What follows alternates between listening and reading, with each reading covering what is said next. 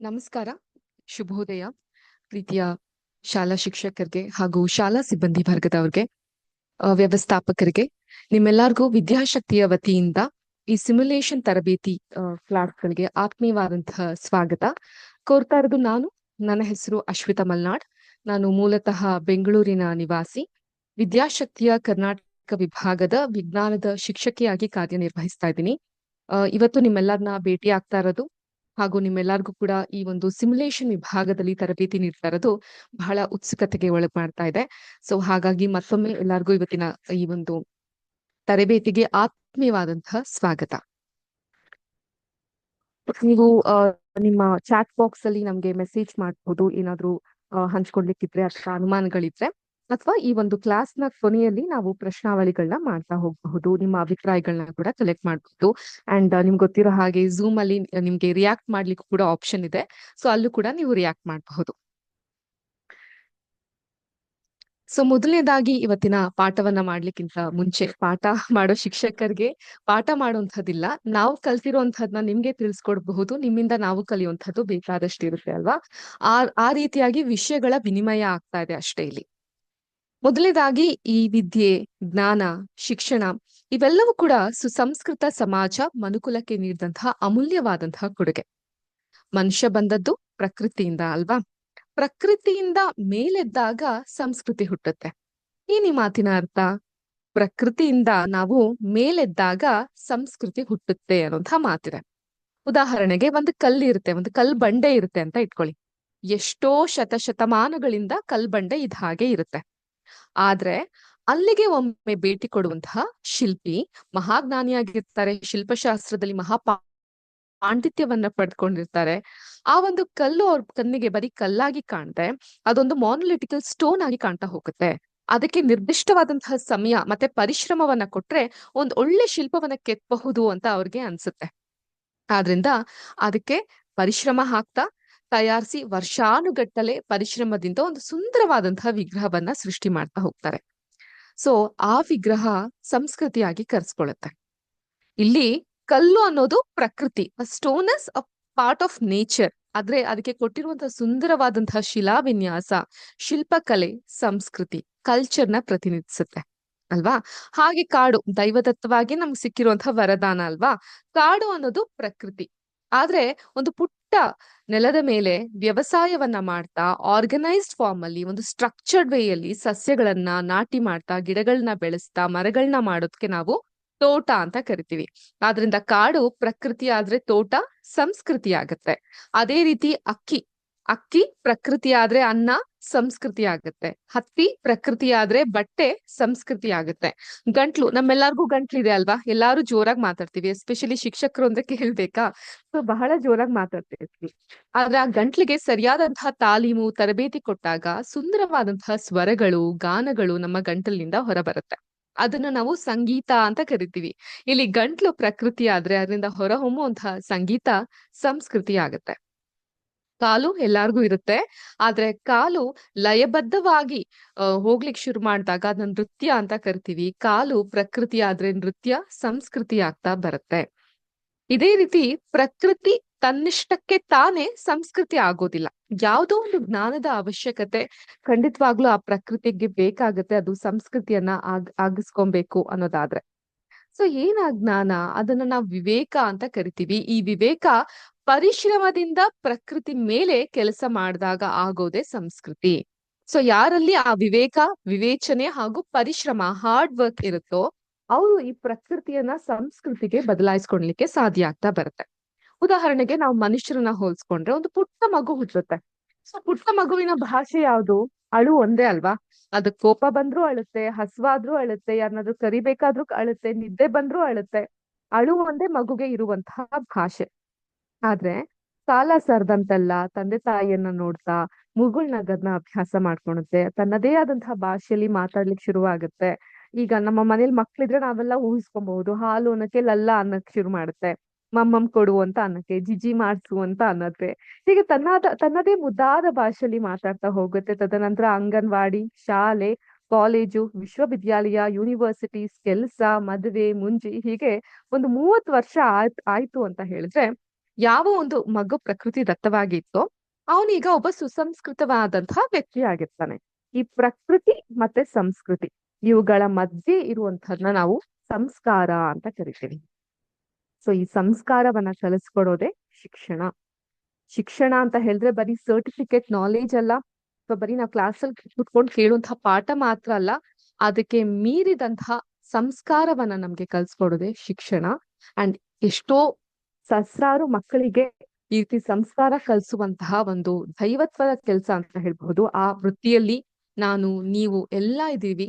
ಆದ್ರಿಂದ ಈ ವೃತ್ತಿಗೆ ತನ್ನದೇ ಆದಂತಹ ಮೌಲ್ಯ ಇದೆ, ಮೌಲ್ಯಾಧಾರಿತ ವೃತ್ತಿ ಇದೆ, with complete mind of service ಈ ಒಂದು ವೃತ್ತಿಗಿದೆ. ಸ್ವಾಮಿ ವಿವೇಕಾನಂದರು ಒಂದ್ ಮಾತು ಹೇಳ್ತಾರೆ, if you call your son an idiot he proves you right ಅಂತ. ಅಂದ್ರೆ ನೀವ್ ನಿಮ್ಮ ಮಗುನ ನೀವೊಬ್ಬ ಮೂರ್ಖ ಮುಟ್ಟಾಳ ನೀನು ಅಂತ ಹೇಳಿದ್ರೆ ಖಂಡಿತ ಅವ್ನ್ ಮುಟ್ಟಾಳನೇ ಆಗ್ತಾನೆ ಅಂತ ಅನ್ಬಿಟ್ಟು. ಸೊ ಈಗ ಶಿಕ್ಷಕ ವೃತ್ತಿಯಲ್ಲಿ ಇರುವಂತಹ ನಮ್ಗೆ ಬರೀ ಬಯೋಲಾಜಿಕಲ್ ಮಕ್ಕಳು ಮಾತ್ರ ಅಲ್ಲ, ಎಲ್ಲಾರು ಕೂಡ ನಮ್ಮ ಮಕ್ಕಳು ಅನ್ನೋ ರೀತಿಲೇ ಇರುತ್ತಲ್ವಾ. ಸೊ ಆ ಮಕ್ಕಳಿಗೆ ನಮ್ಮ ಮಾತೇ ಅವ್ರಿಗೆ ಪ್ರಶಂಸನೀಯವಾಗಿರ್ಬೇಕು, ಅದೇ ಅವ್ರಿಗೆ ಪ್ರೋತ್ಸಾಹವನ್ನ ತುಂಬೋ ಹಾಗೆ ಇರ್ಬೇಕು. ನಮ್ಗೂ ಅಷ್ಟೇ, ನಮ್ಮ ಬಾಲ್ಯದಲ್ಲಿ ಕೆಲವೊಂದು ಶಿಕ್ಷಕರು ಅಚ್ಚಳಿಯದೆ ಇರೋ ಹಾಗೆ ಒಂದು ರಿಮಾರ್ಕ್ ಅನ್ನ ನಮ್ಮ ಮನಸ್ಸಿನಲ್ಲಿ ಮೂಡ್ಸ್ಬಿಟ್ಟಿರ್ತಾರೆ, ಚಿರಸ್ಥಾಯಿಯಾಗಿ ನಮ್ಮ ಮನಸ್ಸಿನಲ್ಲಿ ಮೂಡ್ಬಿಟ್ಟಿರ್ತಾರಲ್ವಾ. ಈಗ ನಮ್ಮನ್ ಕೇಳಿದ್ರೆ ನನ್ಗೆ ಯಾರೋ ಒಬ್ರು ಶಿಕ್ಷಕರು ಇಷ್ಟ ಆಗಿರ್ತಾರೆ, ನಿಮ್ಗೆ ಯಾರೋ ಒಬ್ರು ಶಿಕ್ಷಕರು ಇಷ್ಟ ಆಗಿರ್ತಾರೆ.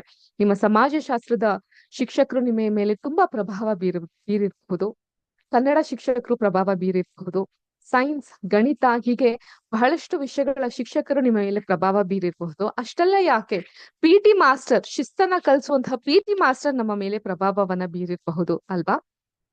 ಸೊ ಕೃಷ್ಣಾಜಿ ಕೇಶವ್ ಅಂಬೇಡ್ಕರ್ ಅವರು ಹೇಗೆ ನಮ್ಮ ಬಿ.ಆರ್. ಅಂಬೇಡ್ಕರ್ ಅವ್ರ ಒಂದು ಸ್ಫೂರ್ತಿದಾಯಕವಾಗಿ ಅವರಲ್ಲಿ ಒಂದು ಶಕ್ತಿಯನ್ನ ತುಂಬಿದ್ರು, ಇವತ್ತಿಗೂ ನಮ್ಮ ಭಾರತದ ಸಂವಿಧಾನ ಇಡೀ ವಿಶ್ವವಿಖ್ಯಾತವಾಗಿದೆ.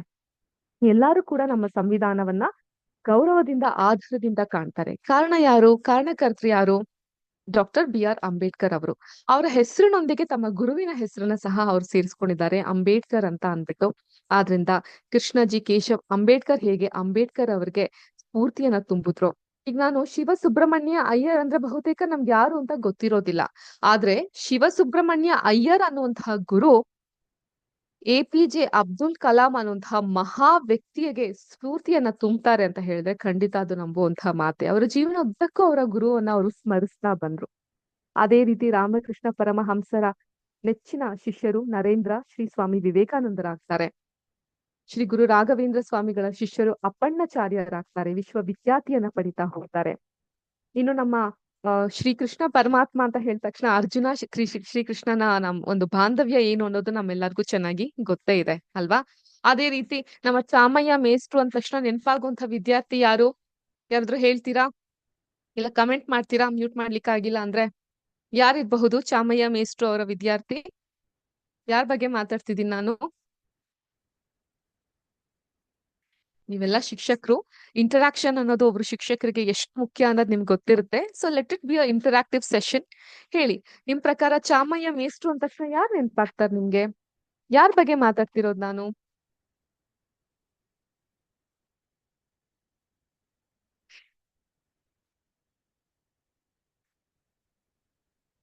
ಗೊತ್ತಾಗ್ತಿಲ್ವಾ ಯಾರ ಬಗ್ಗೆ ಹೇಳ್ತಿರೋದು ನಾನು, ಯಾರ ಬಗ್ಗೆ ಮಾತಾಡ್ತಿರೋದಂತ? ಒಬ್ವಿಯಸ್ಲಿ ಎಲ್ಲ ಕನ್ನಡದವರೇ ಇದ್ದೀರಲ್ಲ, ಸೊ ಕನ್ನಡದ ಪರಿಚಯ ನಿಮ್ಮೆಲ್ಲರಿಗೂ ತುಂಬಾ ಚೆನ್ನಾಗೇ ಇರುತ್ತೆ. ಹಾಗಾಗಿ ಚಾಮಯ್ಯ ಮೇಷ್ಟ್ರು ಅಂದ ತಕ್ಷಣ ಯಾರು ನೆನಪಾಗ್ತಾರೆ ನಿಮ್ಗೆ? ವಿಷ್ಣುವರ್ಧನ್ ನೆನಪಾಗ್ತಾರೆ ಸುಮಾ ಅವ್ರಿಗೆ. Very nice. ಓಕೆ, ಚಾಮಯ್ಯ ಮೇಷ್ಟ್ರು ಬಂದು ವಿಷ್ಣುವರ್ಧನ್ ಅವರ ಗುರುಗಳು. ಸೊ ವಿಷ್ಣುವರ್ಧನ್ ಅದರಲ್ಲಿ ರಾಮಾಚಾರಿ. Very good. ನಾಗರ ಹಾವು ಅಂತ ಹೇಳ್ತಾ ಇದಾರೆ.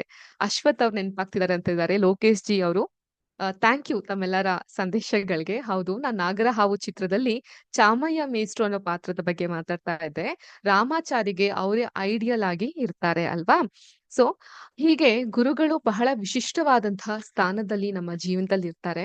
ಒಂದ್ ಕತೆ ಇದೆ, ದೇವ್ರು ಪ್ರತ್ಯಕ್ಷ ಆಗ್ಬಿಟ್ಟು ಗುರು ಇದ್ದಾಗ ಯಾರಿಗ್ ಮೊದ್ಲು ವಂದಿಸ್ತೀರಾ ಅಂತ ಹೇಳಿದ್ರೆ ಆಬ್ವಿಯಸ್ಲಿ ನಾವೆಲ್ಲ ಯಾರಿಗ್ ವಂದಿಸ್ತೀವಿ? ಸರ್ವಾಂತರ್ಯಾಮಿ ಆಗಿರುವಂತಹ ಭಗವಂತನ ನಾವ್ ವಂದಿಸ್ತೀವಲ್ವಾ. ಭಗವಂತನೇ ಎಲ್ಲ ಅಂತ ವಂದಿಸ್ತೀವಿ. ಆದ್ರೆ ದೇವ್ರೇ ಭಗವಂತನೇ ಹೇಳ್ತಾನೆ, ನನ್ಗೆಲ್ಲ ನೀನ್ ನಮಸ್ಕರಿಸ್ಬೇಕಾಗಿರೋದು ಗುರುವಿಗೆ ನೀನ್ ನಮಸ್ಕರಿಸ್ಬೇಕು. ಯಾಕಂದ್ರೆ ನಾನ್ ಯಾರು ಅಂತ ನಿನಗೆ ತಿಳಿಸ್ಕೊಟ್ಟಿದ್ದೆ ಒಬ್ಬ ಗುರು ಅಲ್ವಾ. ಅದಕ್ಕೋಸ್ಕರ ನಾವ್ ಹೇಳೋದು ಗುರುವಿನ ಗುಲಾಮನಾಗುವ ತನಕ ದೊರೆಯದಣ್ಣ ಮುಕುತಿ. ಆದ್ರಿಂದ ಗುರುವಿನ ಶಕ್ತಿ, ಸ್ಥೈರ್ಯ, ನಂಬಿಕೆ ಪ್ರತಿಯೊಬ್ಬ ವಿದ್ಯಾರ್ಥಿಯ ಜೀವನದಲ್ಲೂ ಕೂಡ ಅದೊಂದು ಜ್ಞಾನದ ದೀಪ ಆಗಿ ಬೆಳಗ್ಲಿಕ್ಕೆ ಸಾಧ್ಯ ಆಗ್ತಾ ಬರುತ್ತೆ. ಹಾಗಿರುವಂತಹ ಗುರುಗಳ ನೀವೆಲ್ಲ ಶಿಕ್ಷಕರಿದ್ದೀರಾ. ನಿಮ್ಮ ಕೆಲಸ ಅಷ್ಟೇ ಶ್ಲಾಘನೀಯ ಮತ್ತೆ ಅಷ್ಟೇ ಪ್ರಶಂಸನೀಯ ಕೂಡ. ಆದ್ರಿಂದ ಮತ್ತೊಮ್ಮೆ ತಮ್ಮೆಲ್ಲರಿಗೂ ವಂದಿಸ್ತಾ ವಿದ್ಯಾಶಕ್ತಿಯ ಈ ಒಂದು ವಿನೂತನವಾದಂತಹ ಕಾರ್ಯಕ್ರಮವನ್ನ ಶುರು ಮಾಡ್ತಾ ಇದ್ದೀವಿ. ಸೊ ನೀವು ಅನ್ಕೊಬಹುದು ನಾವೆಲ್ಲರೂ ನಮ್ಮದೇ ಶೈಲಿಯಲ್ಲಿ ರೀತಿ ನೀತಿಗಳಲ್ಲಿ ಪಾಠ ಮಾಡ್ತಿರ್ತೀವಿ, ಇದ್ರಲ್ಲಿ ಏನಿದೆ ವಿಶೇಷ ಅಂತ. ವಿದ್ಯಾಶಕ್ತಿಯ ಮುಖ್ಯ ಆಬ್ಜೆಕ್ಟಿವ್ ಅಥವಾ ಉದ್ದೇಶ ಏನು ಅಂತ ಹೇಳಿದ್ರೆ, ಕರ್ನಾಟಕದ ಮೂಲೆ ಮೂಲೆಯಲ್ಲಿರುವಂತಹ ಶಾಲೆಗಳಲ್ಲೂ ಕೂಡ ವಸತಿ ಶಾಲೆಗಳನ್ನು ಸೇರಿಸಿ ಮಕ್ಕಳಿಗೆ ತಂತ್ರಜ್ಞಾನದ ಮೂಲಕ ಪಾಠಗಳನ್ನ ತಿಳಿಸ್ಕೊಡ್ಬೇಕು ಅನ್ನೋದು. ಸೊ ಟ್ರೆಡಿಷನಲ್ ಮೆಥಡ್ ಬೋರ್ಡ್ ಅಲ್ಲಿ ನಾವು ಪಾಠ ಮಾಡಿ ಹೇಳೋದು ಅದು ತುಂಬಾ ಅವಶ್ಯಕ, ತುಂಬಾ ಎಫೆಕ್ಟಿವ್. ಅದು ಎಷ್ಟು ಎಫೆಕ್ಟಿವ್ ಅಂತ ನಿಮ್ಗೆ ಎಲ್ಲಾರ್ಗೂ ಸಹ ಗೊತ್ತಿರುತ್ತೆ. ಅದನ್ನ ಹೊರತುಪಡಿಸಿ ತಂತ್ರಜ್ಞಾನದ ಸಹಾಯದ ಮೂಲಕ ಸಿಮ್ಯುಲೇಷನ್ ಮತ್ತೆ ಗೇಮಿಫಿಕೇಶನ್ ಮೂಲಕ ಮಕ್ಕಳಿಗೆ ಪಾಠ ಮಾಡಿದಾಗ ಅದು ತುಂಬಾ ಎಫೆಕ್ಟಿವ್ ಆಗಿ ಅವರ ತಲೆಯಲ್ಲಿ ಕುತ್ಕೊಳ್ಳುತ್ತೆ. ಆಗ್ಲೇ ರಾಮಾಚಾರಿ ಚಿತ್ರದ ನಾಗರಹಾವು ಚಿತ್ರದ ಉದಾಹರಣೆಯನ್ನ ಕೊಡ್ತಾ ಇದೆ. ಈಗ ನಾಗರಹಾವು ಅನ್ನೋದು ಮೂಲಭೂತ ಒಂದು ಕಾದಂಬರಿ ಆಧಾರಿತವಾದಂತಹ ಚಿತ್ರ. ಬಹುತೇಕರಿಗೆ ಗೊತ್ತಿರುತ್ತೆ. ತರಾಸು ಅವರ ಕಾದಂಬರಿ ನಾಗರಹಾವು ಅಂತ ಇತ್ತು. ಅದನ್ನೇ ಪುಟ್ಟಣ್ಣ ಕಣಗಾಲ್ ಅವರು ನಾಗರಹಾವು ಅಂತ ಒಂದು ಚಿತ್ರವನ್ನ ನಿರ್ದೇಶನ ಮಾಡ್ತಾರೆ. ಈಗ ಕಾದಂಬರಿ ನಾವು ಓದಿ ಅರ್ಥೈಸ್ಕೊಳ್ಳೋದಕ್ಕಿಂತ ಹೆಚ್ಚಾಗಿ ಒಂದು ಚಿತ್ರವನ್ನ ನೋಡಿ ನಾವು ಕನೆಕ್ಟ್ ಆಗ್ತೀವಿ. ಹೌದಾ? ಕತೆಗಳನ್ನ ನೋಡಿ ಕನೆಕ್ಟ್ ಆಗೋರು ಇದ್ದಾರೆ, ಇಲ್ಲ ಅಂತ ಅಲ್ಲ. ಆದ್ರೆ ಅದಕ್ಕಿಂತ ಮೋರ್ ಎಫೆಕ್ಟಿವ್ ಚಿತ್ರಗಳು ನಮ್ಗೆ ಅರ್ಥ ಆಗ್ತಾ ಬರುತ್ತೆ. ಅಕಸ್ಮಾತ್ ಚಿತ್ರವನ್ನ ನೋಡಿ ನಂತರದಲ್ಲಿ ನೀವು ಕಾದಂಬರಿಯನ್ನ ಓದ್ಲಿಕ್ಕೆ ಶುರು ಮಾಡಿದಾಗ ಆ ಪಾತ್ರ ವರ್ಗಗಳ ಮುಖಪುಟಗಳು ನಿಮ್ಗೆ ಮುಖಗಳೆಲ್ಲ ಹಾಗೆ ಕಾಣಿಸ್ತಾ ಇರ್ತವೆ. ಅಲ್ಲೆಲ್ಲ ರಾಮಾಚಾರಿ ಅಂದಾಗ ವಿಷ್ಣುವರ್ಧನೆ ಕಾಣ್ತಿರ್ತಾರೆ, ಚಾಮಯ್ಯ ಮೇಷ್ಟ್ರು ಅಂದಾಗ KS ಅಶ್ವಥ್ ಅವ್ರು ಕಾಣಿಸ್ತಿರ್ತಾರೆ. ಸೊ ಆ ರೀತಿ ಅಲಮೇಲು ಅಂದ ತಕ್ಷಣ ಆರ್ತಿ ಅವ್ರು ಕಾಣಿಸ್ತಿರ್ತಾರೆ. ಆ ರೀತಿ ಪಾತ್ರ ವರ್ಗವೇ ನಮ್ಮ ಕಣ್ಮುಂದೆ ಬಂದು ಇನ್ನೂ ಎಫೆಕ್ಟಿವ್ ಆಗಿ ಕಲೀಲಿಕ್ಕೆ ನಮ್ಗೆ ಅದು ಸಾಧ್ಯ ಆಗುತ್ತೆ. ಕಲೀಲಿಕ್ಕೆ ಅಂದ್ರೆ ಓದ್ಲಿಕ್ಕೆ ಸಾಧ್ಯ ಆಗತ್ತೆ. ಹಾಗೇನೆ ಈಗ ನೋಡಿ, ಸಾಮಾನ್ಯವಾಗಿ ಹಿಂದಿನ ಕಾಲದಲ್ಲೆಲ್ಲ ಅಡ್ಗೆ ಮಾಡ್ಬೇಕಂದ್ರೆ ಈ ಪುಸ್ತಕಗಳು ಬರೋದು, ಅಡ್ಗೆ ರೆಸಿಪಿಗಳ ಪುಸ್ತಕಗಳು ಬರೋದು. ಆ ಪುಸ್ತಕಗಳನ್ನ ನೋಡ್ಕೊಂಡು ಅಡ್ಗೆ ಮಾಡ್ತಾ ಇದ್ವಿ. ಇಲ್ಲ ಅಂತ ಹೇಳಿದ್ರೆ ಒಂದ್ ಕಡೆ ಬರ್ದಿಟ್ಕೊಂಡು, ಯಾವ್ದೋ ಹೊಸ ರುಚಿ ಅಂದ ತಕ್ಷಣ ಒಂದ್ ಪುಸ್ತಕದಲ್ಲೆಲ್ಲ ಬರ್ದಿಟ್ಕೊಂಡು ಅಡ್ಗೆ ಮಾಡ್ತಾ ಇದ್ವಿ. ಈಗ ಕಾಲ ಕಳ್ದಂತೆಲ್ಲ ಏನಾಗಿದೆ, ಯೂಟ್ಯೂಬ್ ಇದೆ, ಎಲ್ಲಾರ್ ಕೈಲೂ ಮೊಬೈಲ್ ಇರುತ್ತೆ, ಅದಕ್ಕೊಂದು ಇಂಟರ್ನೆಟ್ ಕನೆಕ್ಷನ್ ಇರುತ್ತೆ, ಯೂಟ್ಯೂಬ್ ಇರುತ್ತೆ. ಯೂಟ್ಯೂಬ್ ಅಲ್ಲಿ ಆರಾಮಾಗಿ ನೋಡ್ಕೊಂಡು ಅಡ್ಗೆ ಮಾಡ್ತೀವಿ. ಹೌದಾ? ಅದ್ರಲ್ಲೂ ವಿಶೇಷ ವೆರೈಟಿಗಳಿರುತ್ತೆ. ಈಗ ನಂಗೆ ತಿಳಿಸಾರು ಬೇಕು ಅಂತ ಹೇಳಿದ್ರೆ ಅದ್ರಲ್ಲಿ ಟೊಮೆಟೊ ಹಾಕಿ ಮಾಡುವಂತಹ ತಿಳಿಸಾರು, ಟೊಮೆಟೊ ಹಾಕದೆ ಮಾಡುವಂತಹ ತಿಳಿಸಾರು, ಕಷಾಯಕ್ಕೆ ಮಾಡುವಂತಹ ತಿಳಿಸಾರು, ಈ ರೀತಿ ವಿವಿಧವಾದಂತಹ ಆಯ್ಕೆಗಳಿರುತ್ತೆ. ಅಂಡ್ ನಿಮ್ಮ ಪ್ರಕಾರ ಯಾವ್ದು ಎಫೆಕ್ಟಿವ್ ಅನ್ಸುತ್ತೆ? ಪುಸ್ತಕದಲ್ಲಿ ನೋಡೋದು ಖಂಡಿತ ನಾವ್ ಕಲ್ತು ಮಾಡ್ತೀವಿ. ಅದಕ್ಕಿಂತ ಹೆಚ್ಚು ಯೂಟ್ಯೂಬ್ ಅಲ್ಲಿ ನೋಡಿ ಮಾಡೋದು ಬಹಳ ಅಪೀಲಿಂಗ್ ಅಂತ ಅನ್ಸುತ್ತಲ್ವಾ? ಇದು ಅದೇ ರೀತಿನೇ. ನಾವು ಪುಸ್ತಕದಲ್ಲಿ ಇರುವಂತಹ ಈಗ ನಾನು ವಿಜ್ಞಾನದ ಶಿಕ್ಷಕಿ ಆಗಿರೋದ್ರಿಂದ ವೈಜ್ಞಾನಿಕ ಟರ್ಮಿನಾಲಜೀಸ್ ಗಳಿರುತ್ತೆ, ಸೈಂಟಿಫಿಕ್ ಟರ್ಮಿನಾಲಜೀಸ್ ಗಳನ್ನ ಪುಸ್ತಕದಲ್ಲಿ ನೋಡಿ ಕಲಿಯೋದು ಒಂದ್ ರೀತಿ ಅರ್ಥ ಮಾಡ್ಕೊಂಡ್ರೆ, ಅದನ್ನ ನಾವು ಈ ಸಿಮ್ಯುಲೇಷನ್ ಮೂಲಕ ನೋಡಿದಾಗ ಅರ್ಥೈಸ್ಕೊಂಡಾಗ ಇನ್ನೂ ಬಹಳ ನಮ್ಗೆ ಕನೆಕ್ಟ್ ಆಗ್ಲಿಕ್ಕೆ ಸಾಧ್ಯ ಆಗುತ್ತೆ. ಅದ್ ನಮ್ಗೆ ಒಬ್ಬ ಶಿಕ್ಷಕಿಯಾಗಿ ಎಕ್ಸ್ಪ್ಲೇನ್ ಮಾಡಕ್ಕೂ ನಮ್ಗೆ ಈಸಿ ಆಗುತ್ತೆ. ಮಕ್ಕಳಿಗೆ ಅದರ ಕಲಿಕೆಯನ್ನ ಅರ್ಥೈಸ್ಕೊಳ್ಲಿಕ್ಕೂ ಕೂಡ ಅವ್ರಿಗೂ ಕೂಡ ಅದು ಈಸಿ ಆಗುತ್ತೆ. ಯಾವ ತರ ಈಸಿ ಆಗುತ್ತೆ ಇದು? ಸಿಮ್ಯುಲೇಷನ್ ಅಂತ ಹೇಳಿದ್ರೆ ಏನು ಅಂತ ಹೇಳಿದ್ರೆ ಅನುಕರಣೆ ಅಥವಾ ಪ್ರತ್ಯನುಕರಣೆ. ಗಣಕಯಂತ್ರ ಕಂಪ್ಯೂಟರ್ನ ಸಹಾಯದಿಂದ ನಾವು ಒಂದು ವಿಷಯವನ್ನ ಮರುಸೃಷ್ಟಿ ಮಾಡಿ ಅನುಕರಣೆ ಮಾಡಿ ಅದನ್ನ ಅರ್ಥೈಸ್ಕೊಳೋದಕ್ಕೆ ಸಿಮ್ಯುಲೇಷನ್ ಅಂತ ಕರಿತೀವಿ. ಸೊ ಇದು ಯಾವ ರೀತಿ ವರ್ಕ್ ಆಗುತ್ತೆ ಅಂತ ಇವತ್ತಿನ ಸೆಷನ್ ಅಲ್ಲಿ ನಾವು ನೋಡ್ತಾ ಹೋಗೋಣ. ಸೊ ಈ ಸಿಮ್ಯುಲೇಷನ್ ತರ ನಾವು ಮಲ್ಟಿಪಲ್ ಚಾಯ್ಸ್ ಕ್ವೆಶನ್, ಬಹು ಆಯ್ಕೆಯ ಪ್ರಶ್ನೆಗಳನ್ನು ಕೂಡ ನಾವು ಮಕ್ಕಳಿಗೆ ಕೇಳ್ತೀವಿ. ಸೊ ಅದು ಕೂಡ ಅವ್ರಿಗೆ ಹೆಲ್ಪ್ ಆಗುತ್ತೆ. ಈಗ ಆಲ್ಮೋಸ್ಟ್ ನಮ್ಮ ಎಕ್ಸಾಮ್ ಬೋರ್ಡ್ ಅವರೆಲ್ಲ ಬಹು ಆಯ್ಕೆಯ ಪ್ರಶ್ನೆಯನ್ನ ಕಡ್ಡಾಯವಾಗಿ ಮಾಡಿದ್ದಾರೆ, ಸೊ ದಟ್ ಲರ್ನಿಂಗ್ ಅನ್ನೋದು ಈಸಿ ಆಗುತ್ತೆ ಅನ್ನುವಂತಹ ಕಾರಣಕ್ಕೆ. ಸಿಮ್ಯುಲೇಷನ್ ನ ಇನ್ನೂ ಕ್ಲಿಯರ್ ಆಗಿ ಹೇಳ್ಬೇಕಂದ್ರೆ ಅದೊಂದು ವರ್ಚುವಲ್ ಲ್ಯಾಬೊರೇಟರಿ ಇದ್ದಂಗೆ, ವರ್ಚುವಲ್ ಪ್ರಯೋಗಾಲಯ ಇದ್ದಂಗೆ. ಈಗ ಹೇಗೆ ನಮ್ಮ ಶಾಲೆಗಳಲ್ಲೆಲ್ಲ ಪ್ರಯೋಗಾಲಯ ಇರುತ್ತೋ ಅದೇ ರೀತಿ ಇದು ವರ್ಚುವಲ್ ಆಗಿ ನಾವು ಮಾಡುವಂತಹ ಪ್ರಯೋಗಾಲಯ ಆಗಿರುತ್ತೆ. ಸೊ ಆನ್ಲೈನ್ ಮೂಲಕ ನಾವು ಇದನ್ನ ಎಕ್ಸ್ಪ್ಲೇನ್ ಮಾಡಿದಾಗ, ಸ್ಮಾರ್ಟ್ ಬೋರ್ಡ್ ಟೆಕ್ನಾಲಜಿಲಿ ಎಕ್ಸ್ಪ್ಲೇನ್ ಮಾಡಿದಾಗ, you need not have to be in the class. ಅದನ್ನ ಆನ್ಲೈನ್ ಮೂಲಕವೂ ಕೂಡ ನೀವು ಎಕ್ಸ್ಪ್ಲೇನ್ ಮಾಡ್ತಾ ಹೋಗಬಹುದು with the best interest of time. ಸಮಯವನ್ನು ಕೂಡ ಬಹಳಷ್ಟು ನಾವು ಸೇವ್ ಮಾಡ್ಲಿಕ್ಕೆ ಇದು ಸಾಧ್ಯ ಆಗ್ತಾ ಬರುತ್ತೆ. ಸೊ ಇಷ್ಟೆಲ್ಲ ಹೇಳಿರುವಂತಹ ಸಿಮ್ಯುಲೇಷನ್ ಹೇಗಿರುತ್ತೆ ಅಂತ ನೋಡ್ತಾ ಹೋಗೋಣ. ಹಾಗಿದ್ರೆ ಇವತ್ತಿನ ಕ್ಲಾಸ್ ನಲ್ಲಿ ನಮ್ಮ ಫಸ್ಟ್ ಸಿಮ್ಯುಲೇಷನ್ ನೋಡೋಣ, which is regarding forms of energy. ಶಕ್ತಿಯ ವಿವಿಧ ಆಕಾರಗಳ ಕುರಿತು ನಾವು ಕಲಿತಾ ಹೋಗೋಣ. ಮೊದಲನೇದಾಗಿ ನನ್ನ ಸ್ಕ್ರೀನ್ ಅನ್ನ ಶೇರ್ ಮಾಡ್ಲಿಕ್ಕೆ ಇಷ್ಟಪಡ್ತೀನಿ. ಸೊ ನಿಮ್ಮೆಲ್ಲರಿಗೂ ನನ್ನ ಸ್ಕ್ರೀನ್ ಕಾಣಿಸ್ತಾ ಇದೆ ಅಂತ ಭಾವಿಸ್ತೀನಿ. ಕಾಣಿಸ್ತಾ ಇದ್ರೆ ಒಂದು ಥಮ್ಸ್ ಅಪ್ ಹೀಗೆ ನನ್ಗೆ ಕಳಿಸಬಹುದು. ನಿಮ್ಮ ಒಂದು ಸ್ಕ್ರೀನ್ ಮೇಲೆ ಥಮ್ಸ್ ಅಪ್ ಒಂದು ಇದಿರುತ್ತೆ, ಎಮೋಜಿಸ್ ಗಳದಿರುತ್ತೆ. ಸೊ ಆ ಎಮೋಜಿಸ್ ಮೂಲಕ ನೀವು ಒಂದು ಥಮ್ಸ್ ಅಪ್ ನ ಕಳಿಸಬಹುದು. ಎಸ್, ಪುಷ್ಪಲತಾ ಮೇಡಮ್ ಮೆಸೇಜ್ ಮಾಡಿದ್ದಾರೆ. Thank you madam.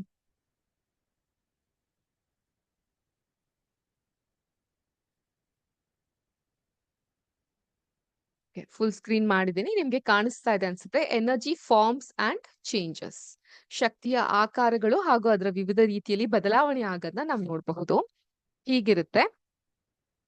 Thank you ma'am, thank you. ಸುಮಾರಷ್ಟು ಸಂದೇಶಗಳು ಬರ್ತಿದೆ. Sridevi ma'am, Lokesh sir, Nandakishore sir, so ತಾವೆಲ್ಲರೂ ಸಂದೇಶ ಕಳಿಸ್ತಾ ಇದ್ದೀರಾ. Thank you so much. ತುಂಬಾ ಖುಷಿ ಆಗುತ್ತೆ, ಇಂಟರಾಕ್ಟಿವ್ ಆಗಿದ್ರೆ ಸೆಷನ್, ನಮಗೂ ಸ್ವಲ್ಪ ಜೋಶ್ ಬರುತ್ತಲ್ಲ ಮಾತಾಡ್ಲಿಕ್ಕೆ. ಸೊ ಈಗ ಇದೊಂದು ಸಿಮ್ಯುಲೇಷನ್ ಎನರ್ಜಿಯ ಕುರಿತು, ಶಕ್ತಿಯ ಕುರಿತು ಆಗಿರುತ್ತೆ. ಸೊ ಇಲ್ಲಿ ನೀವು ನೋಡಬಹುದು ಎನರ್ಜಿ ಸಿಂಬಲ್ಸ್ ಅನ್ನ ನಾವು ಸೆಲೆಕ್ಟ್ ಮಾಡ್ತೀವಿ. ಫಸ್ಟ್ ನಾನು ಎನರ್ಜಿ ಸಿಂಬಲ್ಸ್ ನ ಸೆಲೆಕ್ಟ್ ಮಾಡ್ತಿದ್ದ ಹಂಗೆ ಇಲ್ಲಿ ನೀರಿದೆ, ವಾಟರ್ ಇದೆ, ಆಲಿವ್ ಆಯಿಲ್ ಇದೆ, ಎಣ್ಣೆ ಇದೆ, ಇಲ್ಲಿ 2 ಹೀಟರ್ ಗಳಿದ್ದಾರೆ, ಇದೆ ಇಟ್ಟಿಗೆ ಇದೆ, ಐರನ್ ಕಬ್ಬಿಣ ಇದೆ, ಥರ್ಮೋಮೀಟರ್ ಇದೆ. ಸೊ ನಾನು ಇವೆಲ್ಲದಕ್ಕೂ ಎನರ್ಜಿ ಸಿಂಬಲ್ಸ್ ನ ಹಾಕಿದಾಗ ಇವರಲ್ಲಿ ಶಕ್ತಿಯ ಒಂದು ಸಂಚಲನ ಆಗ್ತಿರೋದು ನಮ್ಗೆ ಕಾಣಿಸುತ್ತೆ. ಅದೇ ರೀತಿ ಲಿಂಕ್ ಹೀಟರ್ಸ್ ಕೊಟ್ಟಾಗ ಇಲ್ಲಿ ನೋಡಿ, ಈ ರೀತಿಯಾಗಿ ನಾವು ಬೆಂಕಿ ಮತ್ತೆ ಅಪ್ ಮಾಡಿದಾಗ ಹೀಟ್ ಮಾಡಬಹುದು, ಡೌನ್ ಮಾಡಿದಾಗ ಕೂಲ್ ಮಾಡ್ತಾ ಬರಬಹುದು. ಅದೇ ರೀತಿ ಥರ್ಮೋಮೀಟರ್ ಇದೆ,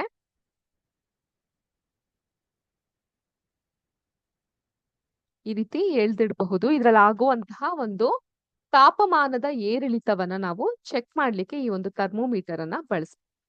ಓಕೆ, ಮೊದಲನೇದಾಗಿ ನಾನು ಲಿಕ್ವಿಡ್ ಅನ್ನ ತೆಗೆದುಕೊಂತೀನಿ. ಲಿಕ್ವಿಡ್ ಅಂದ್ರೆ ದ್ರವ ರೂಪದಲ್ಲಿ ಇರುವಂತಹ ನೀರು ಹಾಗೂ ಆಲಿವ್ ಆಯಿಲ್ ಇವನ್ನ ತೆಗೆದುಕೊಂಡು ಇದನ್ನ ಹೀಟ್ ಮಾಡ್ಲಿಕ್ಕೆ ಶುರು ಮಾಡ್ತೀನಿ. ಹೀಟ್ ಮಾಡ್ತಾ ಇದ್ದ ಹಾಗೆ ನೀವು ಗಮನಿಸಬಹುದು, ನೀರು ಮತ್ತೆ ಆಲಿವ್ ಆಯಿಲ್ ಅಲ್ಲಿ ತಾಪಮಾನ ಏರಿಕೆ ಆಗ್ತಾ ಇದೆ. ಅದರಲ್ಲೂ ಎಣ್ಣೆಯಲ್ಲಿ ತಾಪಮಾನದ ಏರಿಕೆ ಹೆಚ್ಚಾಗಿ ನಮ್ಗೆ ಕಂಡು ಬರ್ತಾ ಇದೆ. ಅದೇ ರೀತಿ ನೀರಿನಲ್ಲಿ ಆ ಕುದಿತಾ ಇರೋದ್ರಿಂದ ಸ್ಟೀಮ್ ಮೇಲೆ ಹೋಗ್ತಾ ಇರೋದನ್ನ ಕೂಡ ನಾವು ನೋಡಬಹುದು. ಎನರ್ಜಿ ಕೂಡ ಮೇಲ್ಮುಖವಾಗಿ ಹೋಗ್ತಾ ಇದೆ, ಸಾಗ್ತಾ ಇದೆ. ಅಂದ್ರೆ ನೀರಿನಲ್ಲಿ ಇರುವಂತಹ ಒಂದು ಶಕ್ತಿ ಏನಿದೆ ಅದು ಶಾಖ ಶಕ್ತಿ ಅಥವಾ ತಾಪ ಶಕ್ತಿಯಾಗಿ ಪರಿವರ್ತನೆಗೊಳ್ತಾ ಇದೆ. ಈಗ ನೋಡಿ, ಆಲಿವ್ ಆಯಿಲ್ ಕೂಡ ಸಂಪೂರ್ಣವಾಗಿ ಕೆಂಪಾಗಿದೆ ಥರ್ಮೋಮೀಟರ್. ಸೊ ಅದರಲ್ಲೂ ಕೂಡ ಎನರ್ಜಿ ಡ್ರಾಪ್ ಆಗ್ತಿರೋದನ್ನ ನಾವು ಗಮನಿಸ್ತಾ ಹೋಗಬಹುದು ಅಲ್ವಾ.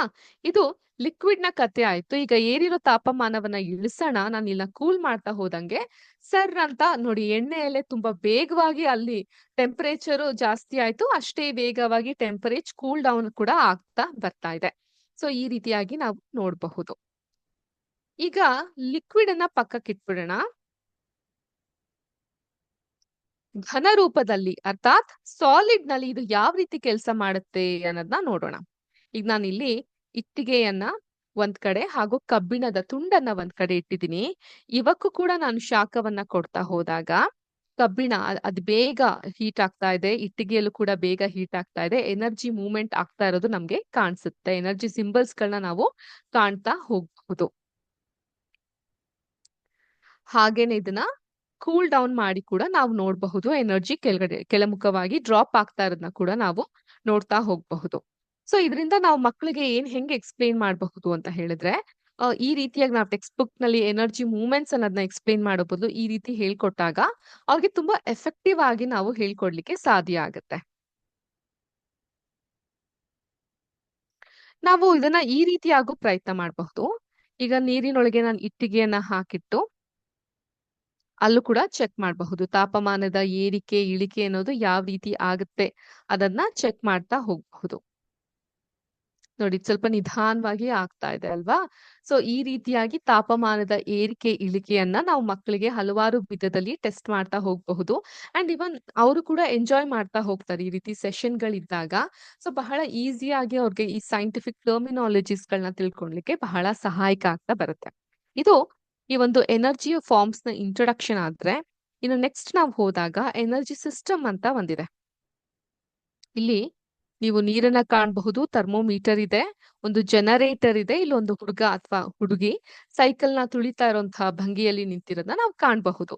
ಇಲ್ಲಿ ಎನರ್ಜಿ ಸಿಂಬಲ್ಸ್ ಗಳಿದೆ. ಇದನ್ನ ನಾವು ಸೆಲೆಕ್ಟ್ ಮಾಡಿದ್ರೆ ನಾವು ಫಾರ್ಮ್ಸ್ ಆಫ್ ಡಿಫ್ರೆಂಟ್ ಎನರ್ಜಿಯನ್ನ ನೋಡ್ತಾ ಹೋಗ್ಬಹುದು. ಮಾಡಬಹುದು. ಮೆಕ್ಯಾನಿಕಲ್ ಎನರ್ಜಿ ಯಾಂತ್ರಿಕ ಶಕ್ತಿ, ಎಲೆಕ್ಟ್ರಿಕಲ್ ಎನರ್ಜಿ ವಿದ್ಯುತ್ ಶಕ್ತಿ, ಥರ್ಮಲ್ ಎನರ್ಜಿ ಶಾಖ ಶಕ್ತಿ, ಲೈಟ್ ಎನರ್ಜಿ ಬೆಳಕಿನ ಶಕ್ತಿ, ಕೆಮಿಕಲ್ ಎನರ್ಜಿ ರಾಸಾಯನಿಕ ಶಕ್ತಿ. ಇದು ಮೀರಿ ನಮ್ಮ ಹತ್ರ ಬೇರೆ ಬೇರೆ ಎನರ್ಜಿ ಫಾರ್ಮ್ಸ್ ಗಳಿದೆ.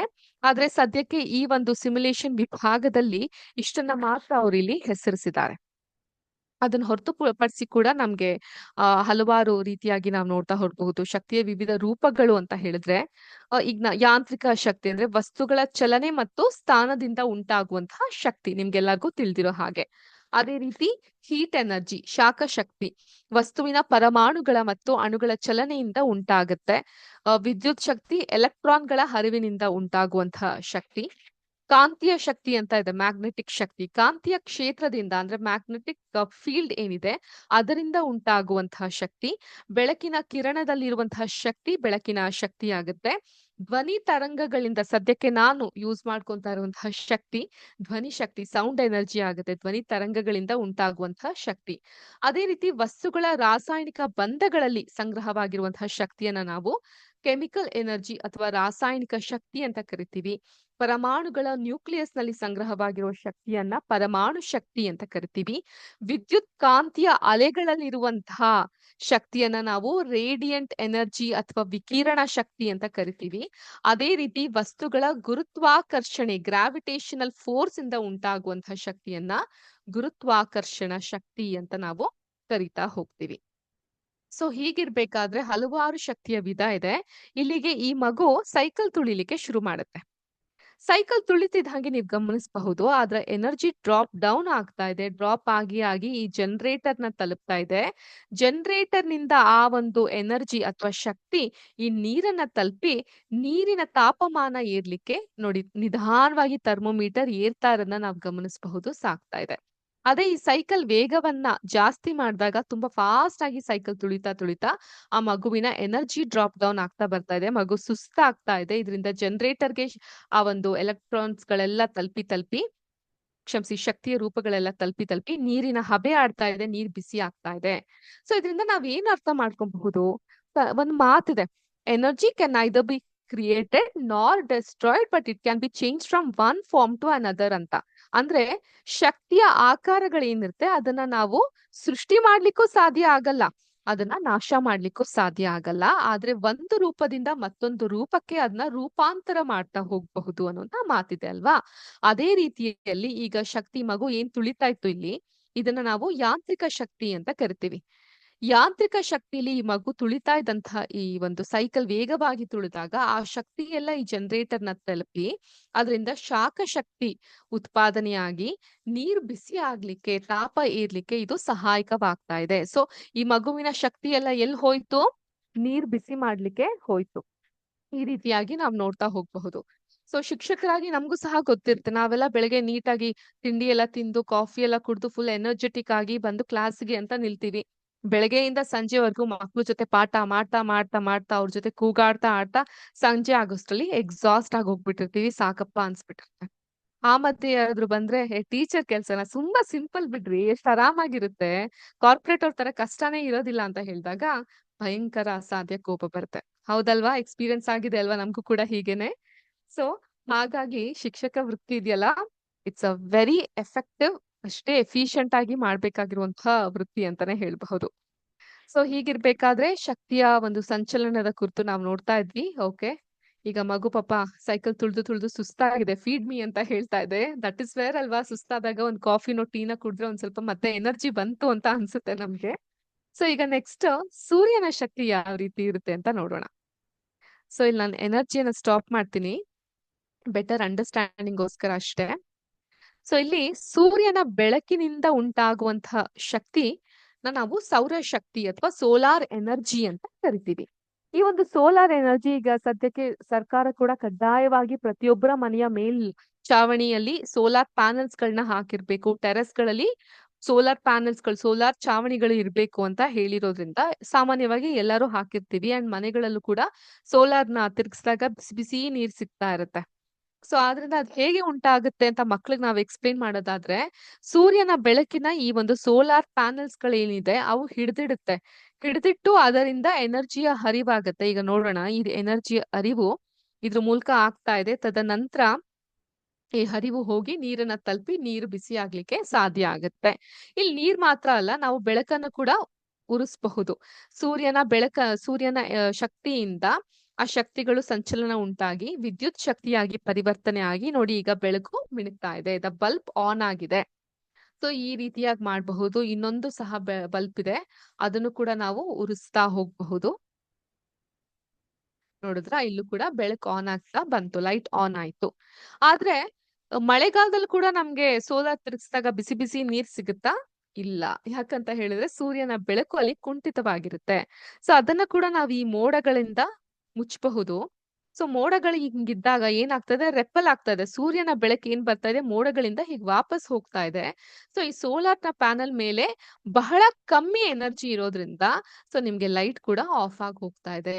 ಅಷ್ಟು ತುಂಬಾ ದೀರ್ಘಕಾಲವಾಗಿ ಆ ಒಂದು ಎನರ್ಜಿ ಸಂಚಾರ ಅನ್ನೋಕೆ ಒಂದು ಕಡ್ಡಾಯವಾಗಿ ಅದಕ್ಕೊಂದು ರೆಸ್ಟ್ರಿಕ್ಷನ್ ಅನ್ನೋದು ಬೀಳ್ತಾ ಇದೆ. ಅದೇ ಸ್ವಲ್ಪ ಮೋಡಗಳು ಕಮ್ಮಿ ಇದ್ದಾಗ ಆದಷ್ಟು ಅದು ಈ ಚಾವಣಿಗೆ ಮೇಲೆ ತಲುಪಿ ಮತ್ತೆ ಈಗ ಬೆಳಕು ಹೊತ್ತುತ್ತೆ. ಎನರ್ಜಿ ಈ ಮೂಲಕ ಇಲ್ಲಿ ಹಾದು ಹೋಗ್ತಾ ಇದೆ. ನೋಡಿ, ಒಂದು ಎನರ್ಜಿ ಬಂತು, ಈ ಪೈಪ್ ಮೂಲಕ ಹಾದು ಹೋಗ್ತಾ ಇದೆ. ಇದರಿಂದ ಬೆಳಕನ್ನ ನಮ್ಗೆ ಹೊತ್ಸ್ಲಿಕ್ಕೆ ಅದು ಸಾಧ್ಯ ಆಗುತ್ತೆ. ಲೈಟ್ ಮತ್ತೆ ಆನ್ ಆಯ್ತು. ಸೊ ಈ ರೀತಿಯಾಗಿ ನಾವು ಮಕ್ಳಿಗೆ ತೋರಿಸಿದಾಗ ಸೌರಶಕ್ತಿಯನ್ನ ಹೇಗೆ ನಾವು ವಿದ್ಯುತ್ ಶಕ್ತಿಯಾಗಿ ಅಥವಾ ತಾಪ ಶಕ್ತಿಯಾಗಿ ನಾವು ಪರಿವರ್ತನೆ ಮಾಡ್ಕೊಬಹುದು ಅನ್ನೋದು ನಮ್ಗೆ ಈ ಮೂಲಕ ತಿಳಿತಾ ಹೋಗುತ್ತೆ. ಸೊ ಅದೇ ರೀತಿ ಇಲ್ಲೊಂದು ಟೀ ಪಾಟ್ ಇದೆ. ಟೀ ಪಾಟ್ ಅನ್ನು ಕೂಡ ನಾವು ಬಿಸಿ ಮಾಡಿದಾಗ ಅದರಿಂದ ಉಂಟಾಗುವಂತಹ ಶಾಖ ಏನಿದೆ, ಜನರೇಟರ್ ಇಡ್ಬೇಕಾಗುತ್ತೆ. ಇಲ್ಲಿ ಶಾಖದಿಂದ ಈ ಜನರೇಟರ್ ತಿರುಗ್ತಾ ಇದೆ. ಜನರೇಟರ್ ತಿರುಗ್ತಾ ತಿರುಗ್ತಾ ತಿರುಗ್ತಾ ಅಲ್ಲಿಂದ ಎನರ್ಜಿ ಪಾಸ್ ಆಗ್ತಾ ಇದೆ, ಬಲ್ಬ್ ಆನ್ ಆಗುತ್ತೆ. ಸೊ ಇದರಿಂದ ಫ್ಯಾನ್ ಅನ್ನ ಕೂಡ ನಾವು ಓಡಿಸಬಹುದು. ಒಂದು ಫ್ಯಾನ್ ಅನ್ನ ಕೂಡ ಇಲ್ಲಿ ಇಟ್ಟಿದ್ದಾರೆ. ಇಟ್ಟಾಗ ನೋಡಿ ಫ್ಯಾನ್ ಓಡ್ಲಿಕ್ಕೆ ಶುರುವಾಗುತ್ತೆ. ಸೊ ಈ ಮೂಲಕ ನಾವು ಶಕ್ತಿಯನ್ನ ನಾವು ಸೃಷ್ಟಿ ಕೂಡ ಮಾಡ್ಲಿಕ್ಕಾಗಲ್ಲ, ನಾಶ ಕೂಡ ಮಾಡ್ಲಿಕ್ಕಾಗಲ್ಲ. ಆದ್ರೆ ಅದು ಒಂದು ವಿಧದಿಂದ ಮತ್ತೊಂದು ವಿಧಕ್ಕೆ ಪರಿವರ್ತನೆ ಮಾಡ್ತಾ ಬರಬಹುದು. We can transfer it from one form to another ಅಂತ ಅಂದ್ಬಿಟ್ಟು ಮಕ್ಕಳಿಗೆ ಪಾಠ ಮಾಡ್ಲಿಕ್ಕೆ ಈ ಒಂದು ಸಿಮ್ಯುಲೇಷನ್ ಬಹಳ ಬಹಳ ನಮ್ಗೆ ಸಹಾಯಕವಾಗ್ತಾ ಬರುತ್ತೆ. ಸೊ ಆದ್ರಿಂದ ಈ ಸಿಮ್ಯುಲೇಷನ್ ಅಲ್ಲಿ ಕೊಟ್ಟಿರುವಂತಹ ವೇರಿಯಸ್ ಫ್ಯಾಕ್ಟರ್ಸ್ ಗಳನ್ನ ಯೂಸ್ ಮಾಡ್ಕೊಂಡು ನಾವು ಮಕ್ಕಳಿಗೆ ಪಾಠವನ್ನ ಹೇಳ್ಕೊಡ್ಬಹುದು. ಅದು ಬಹಳ ಎಫೆಕ್ಟಿವ್ ಆಗಿ ಅವ್ರಿಗೆ ಅರ್ಥ ಆಗ್ಲಿಕ್ಕೆ ಸಾಧ್ಯ ಆಗ್ತಾ ಬರುತ್ತೆ. ಸೊ ನಾವು ಕಲ್ತಿರುವಂತಹ ಥಿಯೋರಾಟಿಕಲ್ ಎಕ್ಸ್ಪ್ಲೇಷನ್ ಏನೇ ಇದ್ರು ಕೂಡ ಸೈದ್ಧಾಂತಿಕವಾಗಿ ನಾವ್ ಏನೇನ್ ಕಲ್ತಿರ್ತೀವಿ ಅದನ್ನ ಮಕ್ಕಳಿಗೆ ಈ ರೀತಿಯಾಗಿ ಪಾಠ ಮಾಡಿದಾಗ ಅದು ಅವ್ರಿಗೆ ಅರ್ಥೈಸ್ಕೊಳ್ಲಿಕ್ಕೆ ಬಹಳ ಸಹಾಯಕ ಆಗ್ತಾ ಬರುತ್ತೆ. ಸೊ ಇದಾಗಿತ್ತು ಒಂದು ಸಿಮ್ಯುಲೇಷನ್. ಆ ಸಿಮ್ಯುಲೇಷನ್ ಫಾರ್ಮ್ಸ್ ಆಫ್ ಎನರ್ಜಿ, ಶಕ್ತಿಯ ವಿವಿಧ ಆಕಾರಗಳ ಕುರಿತು ಆಗಿತ್ತು. ಈಗ ನಮ್ಮ ಮುಂದಿನ ಸಿಮ್ಯುಲೇಷನ್ ಕಡೆಗೆ ಹೋಗೋಣ. ನಮ್ಮ ಮುಂದಿನ ಸಿಮ್ಯುಲೇಷನ್ ಬಂದು ಗ್ರೀನ್ ಹೌಸ್ ಎಫೆಕ್ಟ್, ಹಸಿರು ಮನೆಯ ಪರಿಣಾಮಗಳು. ಸೊ ಹಸಿರು ಮನೆ ಇದು ಸ್ವಲ್ಪ ಗಂಭೀರವಾದಂತಹ ವಿಷಯಗಳಲ್ವಾ. ಸೊ ಹೇಗೆ ನಮ್ಗೆ ಅಂತ ಹೇಳಿದ್ರೆ, ಈ 8ನೇ ಕ್ಲಾಸ್ ಅಲ್ಲಿ ನಮ್ಗೊಂದು ಪಾಠ ಇದೆ, ಪ್ಲಾಸ್ಟಿಕ್, ಸಿಂಥೆಟಿಕ್ ಅಂಡ್ ಫೈಬರ್ಸ್ ಅಂತ ಇದೆ. ಪ್ಲಾಸ್ಟಿಕ್ ಗಳ ಕುರಿತು ಇರುವಂತಹ ಪಾಠ. ಅದೇ ರೀತಿ 9ನೇ ಕ್ಲಾಸ್ ನಲ್ಲಿ ಆಹಾರ ಸಂಪನ್ಮೂಲಗಳಲ್ಲಿ ಸುಧಾರಣೆ ಅಂತ ಇದೆ. 10ನೇ ಕ್ಲಾಸ್ ನಲ್ಲಿ ನಮ್ಮ ಪರಿಸರದ ಕುರಿತಾದಂತಹ ಪಾಠಗಳಿದೆ. ಸೊ ಇಂತಹ ಪಾಠಗಳನ್ನ ಎಕ್ಸ್ಪ್ಲೇನ್ ಮಾಡ್ಬೇಕಾದ್ರೆ ನಾವು ಖಂಡಿತವಾಗ್ಲೂ ಗ್ರೀನ್ ಹೌಸ್ ಎಫೆಕ್ಟ್, ಹಸಿರುಮನೆ ಅನಿಲಗಳ ಕುರಿತು ಮಾತಾಡ್ತೀವಿ. ಆದ್ರೆ ಅದನ್ನ ಇನ್ನೂ ಎಫೆಕ್ಟಿವ್ ಆಗಿ ಸಿಮ್ಯುಲೇಷನ್ ಮೂಲಕ ಅವ್ರಿಗೆ ತೋರಿಸಬಹುದು. ಹೇಗೆ ತೋರಿಸಬಹುದು ಅಂತ ನೋಡೋಣ.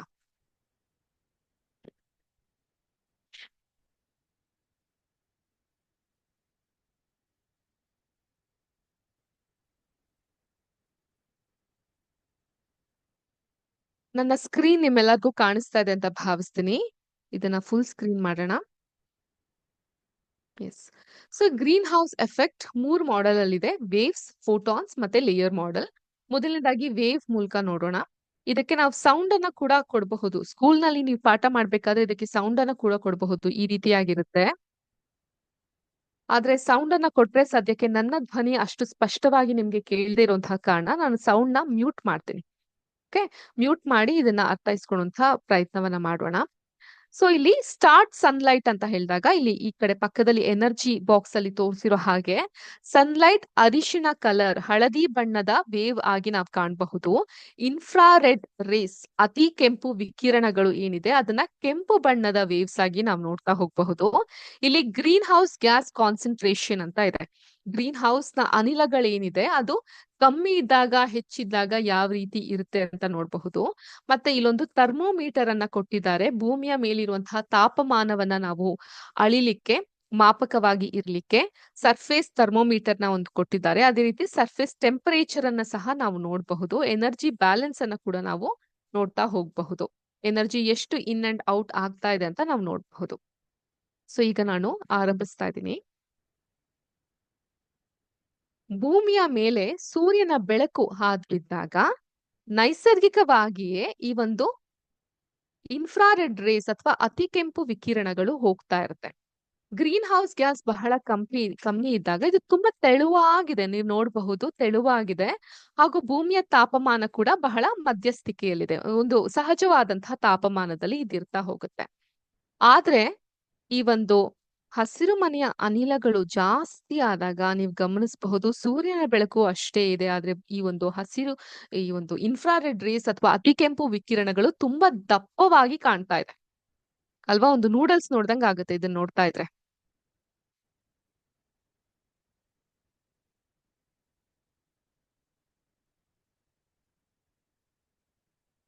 ಸ್ಟಕ್ ಆಗಿದೆ, ಇನ್ನೊಮ್ಮೆ ನೋಡ್ತೀನಿ. ಸೊ ಈ ಗ್ರೀನ್ ಹೌಸ್ ಗ್ಯಾಸ್ ಕಾನ್ಸಂಟ್ರೇಷನ್, ಹಸಿರು ಮನೆಯ ಅನಿಲಗಳ ಕಾನ್ಸಂಟ್ರೇಷನ್ ಅನ್ನ ಹೆಚ್ಚು ಮಾಡಿದಾಗ ಇಲ್ಲಿ ಭೂಮಿಯ ತಾಪಮಾನವನ್ನು ಕೂಡ ನೀವು ನೋಡಬಹುದು. ಅದು ಏರ್ತಾ ಇದೆ, ಒಂದೇ ಸಮನೆ ಏರ್ತಾ ಇದೆ, ಬಿಸಿ ಬಿಸಿ ಆಗ್ತಾ ಇದೆ. ಸರ್ಫೇಸ್ ಟೆಂಪರೇಚರ್ ಕೂಡ ಕೆಂಪಾಗ್ಬಿಟ್ಟಿದೆ ನೋಡಿ ಭೂಮಿ. ಹಾಗೂ ಎನರ್ಜಿ ಇನ್ ಅಂಡ್ ಔಟ್ ಅಲ್ಲೂ ಕೂಡ ವ್ಯತಿರಿಕ್ತತೆಯನ್ನ ನಾವು ಕಾಣ್ತಾ ಹೋಗಬಹುದು. ಸೊ ಇದರಿಂದ ನಾವ್ ಏನ್ ಅರ್ಥೈಸ್ಕೊಂತಾ ಬರಬಹುದು, ಏನ್ ಅರ್ಥ ಆಗ್ತಾ ಬರುತ್ತೆ ನಮ್ಗೆ? ಹಸಿರು ಮನೆ ಪರಿಣಾಮ ಅಂತ ಹೇಳಿದ್ರೆ ಭೂಮಿಯ ವಾತಾವರಣದಲ್ಲಿ ಕೆಲವು ಅನಿಲಗಳು ಸೂರ್ಯನ ಶಾಖವನ್ನ ಸೆರೆ ಹಿಡಿದು ಭೂಮಿಯ ಮೇಲ್ಮೈನನ್ನ ಬೆಚ್ಚಗಿಡುತ್ತೆ. ಈ ಪ್ರಕ್ರಿಯೆ ಭೂಮಿಯ ತಾಪವನ್ನ ನಿಯಂತ್ರಿಸಲು ಸಹಾಯ ಮಾಡುತ್ತೆ. ಇದೊಂದು ನೈಸರ್ಗಿಕವಾದಂತಹ ಪ್ರಕ್ರಿಯೆ, ಇದೇನೋ ಅತಿ ವಿರಳವಾದಂತದ್ದಲ್ಲ, ಇದು ಬಹಳ ಸಹಜವಾದಂತಹ ಪ್ರಕ್ರಿಯೆ. ಆದ್ರೆ ದ ಪ್ರಾಬ್ಲಮ್ ಇಸ್, ಅತಿಯಾದ್ರೆ ಅಮೃತನು ವಿಷ ಅಂತ ಹೇಳ್ತಾರಲ್ಲ, ಅತಿಯಾದ ಹಸಿರುಮನೆ ಅನಿಲಗಳು ಜಾಗತಿಕ ತಾಪಮಾನ, ಗ್ಲೋಬಲ್ ವಾರ್ಮಿಂಗ್ ನ ಏರಿಕೆಗೆ ಕಾರಣ ಆಗುತ್ತೆ. ಸೊ ಆದ್ರಿಂದ ಹಸಿರುಮನೆ ಪರಿಣಾಮ ಉಂಟಾಗುತ್ತೆ. ಹಸಿರುಮನೆ ಪರಿಣಾಮ ಒಂದು ನೈಸರ್ಗಿಕ ಪ್ರಕ್ರಿಯೆ ಆದ್ರೂ ಕೂಡ ಸೂರ್ಯನಿಂದ ಬರುವಂತಹ ಶಾಖವು ಭೂಮಿಯ ವಾತಾವರಣವನ್ನ ಪ್ರವೇಶಿಸಿದಾಗ, ನೀವಿಲ್ಲಿ ಗಮನಿಸ್ತಾ ಇದ್ದಂಗೆ ಸೂರ್ಯನಿಂದ ಬರುವಂತಹ ಶಾಖವು ಭೂಮಿಯ ವಾತಾವರಣವನ್ನ ಸ್ಪರ್ಶಿಸಿದಾಗ ಕೆಲವು ಅನಿಲಗಳು ಸೂರ್ಯನ ಶಾಖವನ್ನ ಸೆರೆ ಹಿಡಿದು ಭೂಮಿಯ ಮೇಲ್ಮೈಯನ್ನ ಬೆಚ್ಚಗಿಡುತ್ತೆ. ಈ ಪ್ರಕ್ರಿಯೆಯಲ್ಲಿ ಏನಾಗ್ತಾ ಹೋಗುತ್ತೆ ಅಂತ ಹೇಳಿದ್ರೆ ಬಾಹ್ಯಾಕಾಶಕ್ಕೆ ಅವು ಮರಳೋದಿಲ್ಲ, ಅದು ಹಾಗೆ ಬೆಚ್ಚಗಿರುತ್ತೆ. ಈ ಅನಿಲಗಳನ್ನ ನಾವು ಹಸಿರು ಮನೆ ಅನಿಲ, ಗ್ರೀನ್ ಹೌಸ್ ಗ್ಯಾಸಸ್ ಅಂತ ಕರಿತೀವಿ. ಇವು ನಮ್ಮ ಕಾರ್ಬನ್ ಡೈಆಕ್ಸೈಡ್ ಅಥವಾ ಇಂಗಾಲದ ಡೈಆಕ್ಸೈಡ್, ಮೀಥೇನ್, ನೈಟ್ರಸ್ ಆಕ್ಸೈಡ್ ಮತ್ತು ಇತರಗಳನ್ನ ಒಳಗೊಂಡಿರುತ್ತೆ. ಓಝೋನ್ ಸಹ ಒಂದಾಗಿರುತ್ತೆ. ಈ ಹಸಿರು ಮನೆ ಅನಿಲಗಳು ಹೇಗೆ ಕಾರ್ಯನಿರ್ವಹಿಸುತ್ತೆ ಅಂದ್ರೆ, ಹಗಲಿನ ವೇಳೆಯಲ್ಲಿ ಸೂರ್ಯನ ಬೆಳಕು ಭೂಮಿಯ ವಾತಾವರಣದ ಮೂಲಕ ಹಾದು ಹೋಗಿ ಭೂಮಿಯ ಮೇಲ್ಮೈಯನ್ನ ಬೆಚ್ಚಗಾಗ್ಸುತ್ತೆ. ರಾತ್ರಿಯಲ್ಲಿ ಭೂಮಿಯು ಶಾಖವನ್ನ ಬಾಹ್ಯಾಕಾಶಕ್ಕೆ ವಿಕಿರಣಗೊಳಿಸ್ತಾ ಹೋಗುತ್ತೆ. ಹಸಿರು ಮನೆ ಅನಿಲಗಳು ಈ ಶಾಖವನ್ನ ಹೀರ್ಕೊಂಡು ವಾತಾವರಣದಲ್ಲಿ ಹಿಡಿದಿಟ್ಕೊಳ್ಳುತ್ತೆ. ಇದು ಮೇಲ್ಮೈನ ತಾಪಮಾನವನ್ನ ಹೆಚ್ಚಿಸುತ್ತೆ. ಈಗ ಇದೊಂದು ಒಳ್ಳೆಯ ಪ್ರಕ್ರಿಯೆ. ಎಷ್ಟೊಂದ್ಸಲ ಏನಾಗುತ್ತೆ, ಈ ಒಂದು ಬೇಸಿಗೆ ಕಾಲದಲ್ಲಿ ಸಂಜೆ ಹೊತ್ತು ತಂಪಾದ ಗಾಳಿ ಬೀಸುತ್ತೆ ಅಂತ ನಾವು ಕಿಟಕಿ ಬಾಗ್ಲನ್ನು ಅಥವಾ ಬಾಗ್ಲನ್ನು ತೆಗೆದಾಗ ತುಂಬಾ ಬಿಸಿಯಾದಂತಹ ಗಾಳಿ ಅಥವಾ ತುಂಬಾ ಶೆಕೆಯ ವಾತಾವರಣ ಉಂಟಾಗುತ್ತೆ. ಏನಪ್ಪಾ ಗಾಳಿ ಎಲ್ಲ ಇಷ್ಟು ಬಿಸಿ ಆಗ್ತಾ ಇದೆ, ಫ್ಯಾನು ಎಸಿನೋ ಬೇಕೇ ಬೇಕು ನಮ್ಗೆ ಅನ್ನೋಂತಹ ಒಂದು ಸ್ಥಿತಿ ಸೃಷ್ಟಿಯಾಗುತ್ತೆ. ಇದಕ್ಕೆಲ್ಲ ಕಾರಣ ಏನು? ಅತಿ ಹೆಚ್ಚು ಈ ಹಸಿರು ಮನೆ ಅನಿಲಗಳ ಪ್ರಮಾಣ, ಅವುಗಳ ಪ್ರಮಾಣದಿಂದ ಆ ಒಂದು ಬೆಚ್ಚಗಿಡ್ಲಿಕ್ಕೆ ಅಂತ ನಾವು ಸೂರ್ಯನ ಶಾಖವನ್ನ ಹಿಡಿದಿಟ್ಕೊಂತಾವೋ ಅದು ಜಾಸ್ತಿ ಆಗಿ ಜಾಗತಿಕ ಮಟ್ಟದಲ್ಲಿ ಇದು ನಮ್ಗೆ ತೊಂದರೆಯನ್ನ ಉಂಟು ಮಾಡ್ತಾ ಇದೆ. ಅದನ್ನ ಕೂಡ ನಾವು ಈ ಸಿಮ್ಯುಲೇಷನ್ ಮೂಲಕ ನೋಡಬಹುದು. ನೀವು ಈಗ ವೇವ್ಸ್ ಮೂಲಕ ನೋಡ್ತಾ ಇದ್ದೀರಾ. ಇದನ್ನ ಫೋಟೋನ್ಸ್ ಮೂಲಕ ಕೂಡ ನಾವು ಅರ್ಥೈಸ್ಕೊಂತ ಹೋಗಬಹುದು. ಫೋಟೋನ್ಸ್ ಮೂಲಕ ಇದೇ ರೀತಿ ನಾವು ಸೂರ್ಯನ ಬೆಳಕು ನಮ್ಮ ಭೂಮಿಯನ್ನ ಸ್ಪರ್ಶಿಸ್ತಾ ಇದ್ದಾಗ ಸ್ಲೋ ಆಗಿ ತೋರಿಸ್ತೀನಿ ನೋಡಿ. ಇದು ನಾರ್ಮಲ್ ಮತ್ತೆ ಸ್ಲೋ ಸ್ಪೀಡ್ ಅಲ್ಲಿ ನೋಡಬಹುದು. ಅತಿ ಕೆಂಪು ವಿಕಿರಣಗಳು, ಇನ್ಫ್ರಾರೆಡ್ ರೇಸ್ ಈ ರೀತಿಯಾಗಿ ಚಲಿಸ್ತಾ ಇದೆ. ಇದು ಭೂಮಿಯ ತಾಪಮಾನವನ್ನ ಏರಿಸ್ತಾ ಇದೆ. ಇದನ್ನ ಒಂದು ಮಧ್ಯಸ್ಥಿಕೆಯಲ್ಲಿ ಇಟ್ಟಾಗ ಸಹಜವಾಗಿ ಬೆಳಕು ಮತ್ತೆ ಇಂದು ಇನ್ಫ್ರಾರೆಡ್ ರೇಸ್ ಇರುತ್ತೆ. ಆದ್ರೆ ಇದನ್ನ ಜಾಸ್ತಿ ಮಾಡಿದಾಗ ನೀವು ನೋಡಬಹುದು ಈ ಸೂರ್ಯನ ಬೆಳಕಿಗಿಂತ ಈ ಇನ್ಫ್ರಾರೆಡ್ ರೇಸ್ ಎಷ್ಟು ಜಾಸ್ತಿ ಆಗ್ತಾ ಇದೆ, ಅಧಿಕೆಂಪು ವಿಕಿರಣಗಳು ಎಷ್ಟು ಜಾಸ್ತಿ ಆಗ್ತಾ ಇದೆ ಅಂತ ನೀವು ಕಾಣ್ತಾ ಹೋಗಬಹುದು. ಅದೇ ರೀತಿ ನಾವ್ ಇದನ್ನ ನೀವ್ ನೋಡ್ತಾ ಇದ್ದೀರಾ ಅಂತ ಭಾವಿಸ್ತಾ ಇದೀನಿ, ಅರ್ಥ ಆಗ್ತಿದೆ ಅನ್ಸುತ್ತೆ. ನೀವು ಇದನ್ನ ನಾರ್ಮಲ್ ಸ್ಪೀಡ್ ಅಲ್ಲೂ ತೋರಿಸಬಹುದು ಮಕ್ಕಳಿಗೆ, ಅಥವಾ ಸ್ಲೋ ಆಗು ತೋರಿಸಬಹುದು. ಲೇಯರ್ ಮಾಡೆಲ್ ಅಲ್ಲಿ ನೋಡ್ತೀವಿ ಅಂತ ಹೇಳಿದ್ರೆ, ಸ್ಲೋ ಮಾಡಿರ್ತೀನಿ ಇಲ್ಲಿ.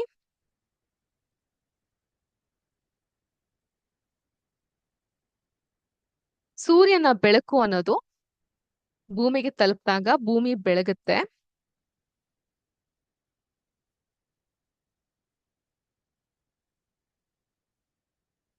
ಅದರಂತೆಯೇ ಅತಿ ಕೆಂಪು ವಿಕಿರಣ ನೀವು ನೋಡ್ಬೋದು ಎಷ್ಟು ಫಾಸ್ಟ್ ಆಗಿ ಇಲ್ಲಿ ಹೋಗ್ತಾ ಇದೆ ಅಂತ ಅನ್ಬಿಟ್ಟು. ಈ ರೀತಿಯಾಗಿ ಹೋಗ್ತಾ ಇರುತ್ತೆ. ಸೊ ಇದನ್ನ ನಾನು ಇಲ್ಲಿ ಕಮ್ಮಿ ಸಹ ಮಾಡ್ತಾ ಹೋಗಬಹುದು, ಜಾಸ್ತಿ ಸಹ ಮಾಡ್ತಾ ಹೋಗಬಹುದು. ನೋಡಿ ಎಷ್ಟು ವೇಗವಾಗಿ ಈ ಟೆಂಪರೇಚರ್ ಅನ್ನೋದು ಸಾಗ್ತಾ ಇದೆ ಅನ್ನೋದನ್ನ ಕೂಡ ನಾವು ಇದರಲ್ಲಿ ಗಮನಿಸ್ತಾ ಹೋಗಬಹುದು.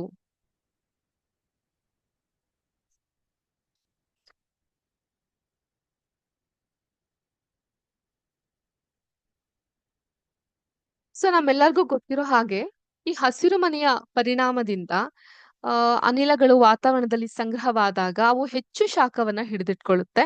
ಇದರಿಂದ ಗ್ಲೋಬಲ್ ವಾರ್ಮಿಂಗ್, ಜಾಗತಿಕ ತಾಪಮಾನ ಏರಿಕೆ ಆಗೋದು ಮತ್ತು ಹವಾಮಾನದಲ್ಲಿ ಬದಲಾವಣೆ ಈಗೆಲ್ಲ ನೀವು ಗಮನಿಸಬಹುದು. ಮಳೆಗಾಲದಲ್ಲಿ ವಿಪರೀತ ಶೆಕೆ, ಶೆಕೆಗಾಲದಲ್ಲಿ ಅಹೋರಾತ್ರಿ ಸುರಿಯುವಂತಹ ಮಳೆಗಳು, ಆ ಮಳೆಗಳಿಂದ ಉಂಟಾದ ಹಾನಿಗಳನ್ನ ದಿನ ನಾವು ಟಿವಿ ಚಾನೆಲ್ ನ ನೋಡ್ತಾ ಇದ್ದಾಗ ಕಾಣ್ತಾ ಇರ್ತೀವಲ್ವಾ.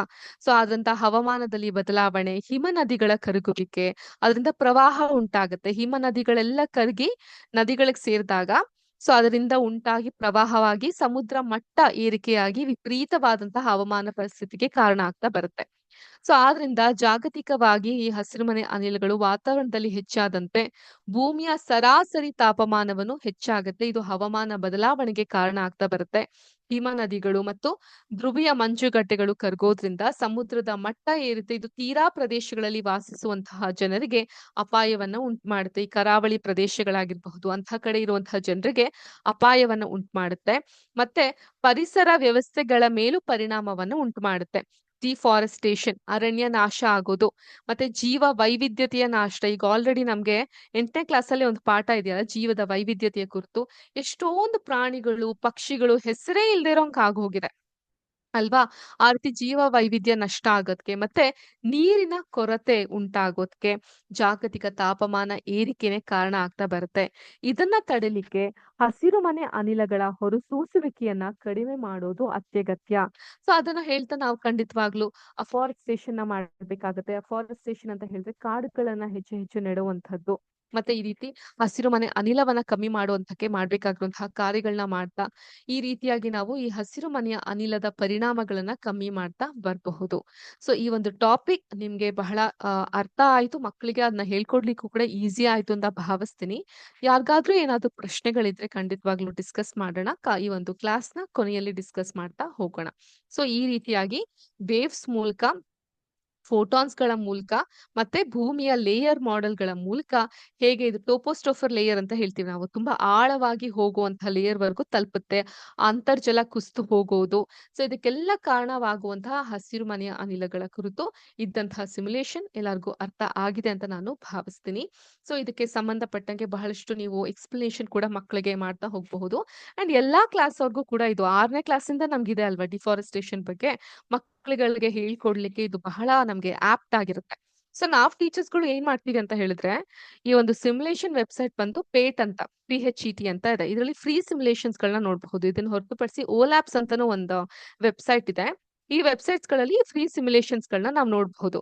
ಸೊ ಅಲ್ಲಿ ಸಿಮ್ಯುಲೇಷನ್ಸ್ ಗಳನ್ನ ನೋಡಿ ನಮ್ಮ ಟಾಪಿಕ್ ಗಳಿಗೆ, ಶೈಕ್ಷಣಿಕ ವರ್ಷಕ್ಕೆ ನಮ್ಗೆ ಕೊಟ್ಟಿರುವಂತಹ ಟಾಪಿಕ್ ಗಳಿಗೆ ಇದು ಯಾವ್ದು ಸೂಕ್ತ ಅನ್ಸುತ್ತೆ ಅಂತ ನಾವು ಮ್ಯಾಪ್ ಮಾಡ್ತೀವಿ. ಈಗ ನಾ ಹೇಳ್ದಂಗೆ ಈ ಹಸಿರು ಮನೆ ಅನಿಲ ಎಲ್ಲ 8th 9th 10th ಎಲ್ಲಾ ಮಕ್ಳಿಗೂ ಅನ್ವಯ ಆಗೋ ಹಾಗೆ ನಾವು ಪಾಠ ಮಾಡಬಹುದು. ಸೊ ಕೆಲವೊಂದು ಪಾಠಗಳು ಯಾವ ಒಂದು ಕ್ಲಾಸಿಗೆ ಅನ್ವಯ ಆಗುತ್ತೆ ಅಂತ ನೋಡ್ಬಿಟ್ಟು ಆ ಕ್ಲಾಸಿಗೆ ಮಾತ್ರ ಪಾಠ ಮಾಡೋ ಹಾಗೆ ನೋಡ್ಬಹುದು. ಈಗ ನೆಕ್ಸ್ಟ್ ನಾನು ಹೇಳ್ಕೊಡುವಂತಹ ಸಿಮ್ಯುಲೇಷನ್ ಕೂಡ ಹಾಗೇನೆ. ಇದು 10ನೇ ಕ್ಲಾಸ್ ಮಕ್ಕಳಿಗೆ ಒಂದು ಪಾಠ ಇದೆ. ಆಮ್, ಆಮ್ಲಗಳು, ಪ್ರತ್ಯಾಮ್ಲಗಳು ಮತ್ತು ಲವಣಗಳು ಅಂತ, ಆಸಿಡ್ ಬೇಸಸ್ ಅಂಡ್ ಕ್ರಿಸ್ಟಲ್ಸ್ ಅಂತ ಒಂದು ಪಾಠ ಇದೆ. ಈ ಪಾಠಕ್ಕೆ ಬಹಳ ಅನ್ವಯವಾಗುವಂತಹ ಒಂದು ಟಾಪಿಕ್ ಈ ಸಿಮ್ಯುಲೇಷನ್ ವೆಬ್ಸೈಟ್ ಅಲ್ಲಿ ನಮ್ಗೆ ಸಿಕ್ತು. ಅದು ಬಂದು PH. ಸೊ PH ಬಗ್ಗೆ ನಾವು ಮಕ್ಕಳಿಗೆ ತಿಳಿಸ್ಕೊಡ್ಬಹುದು ಈ ಒಂದು ಸಿಮ್ಯುಲೇಷನ್ ತೋರಿಸೋದ್ರ ಮೂಲಕ. ಸೊ ಈಗ ನಾವು ಸಿಮ್ಯುಲೇಷನ್ PH ಕುರಿತು ಕಲಿತಾ ಹೋಗೋಣ.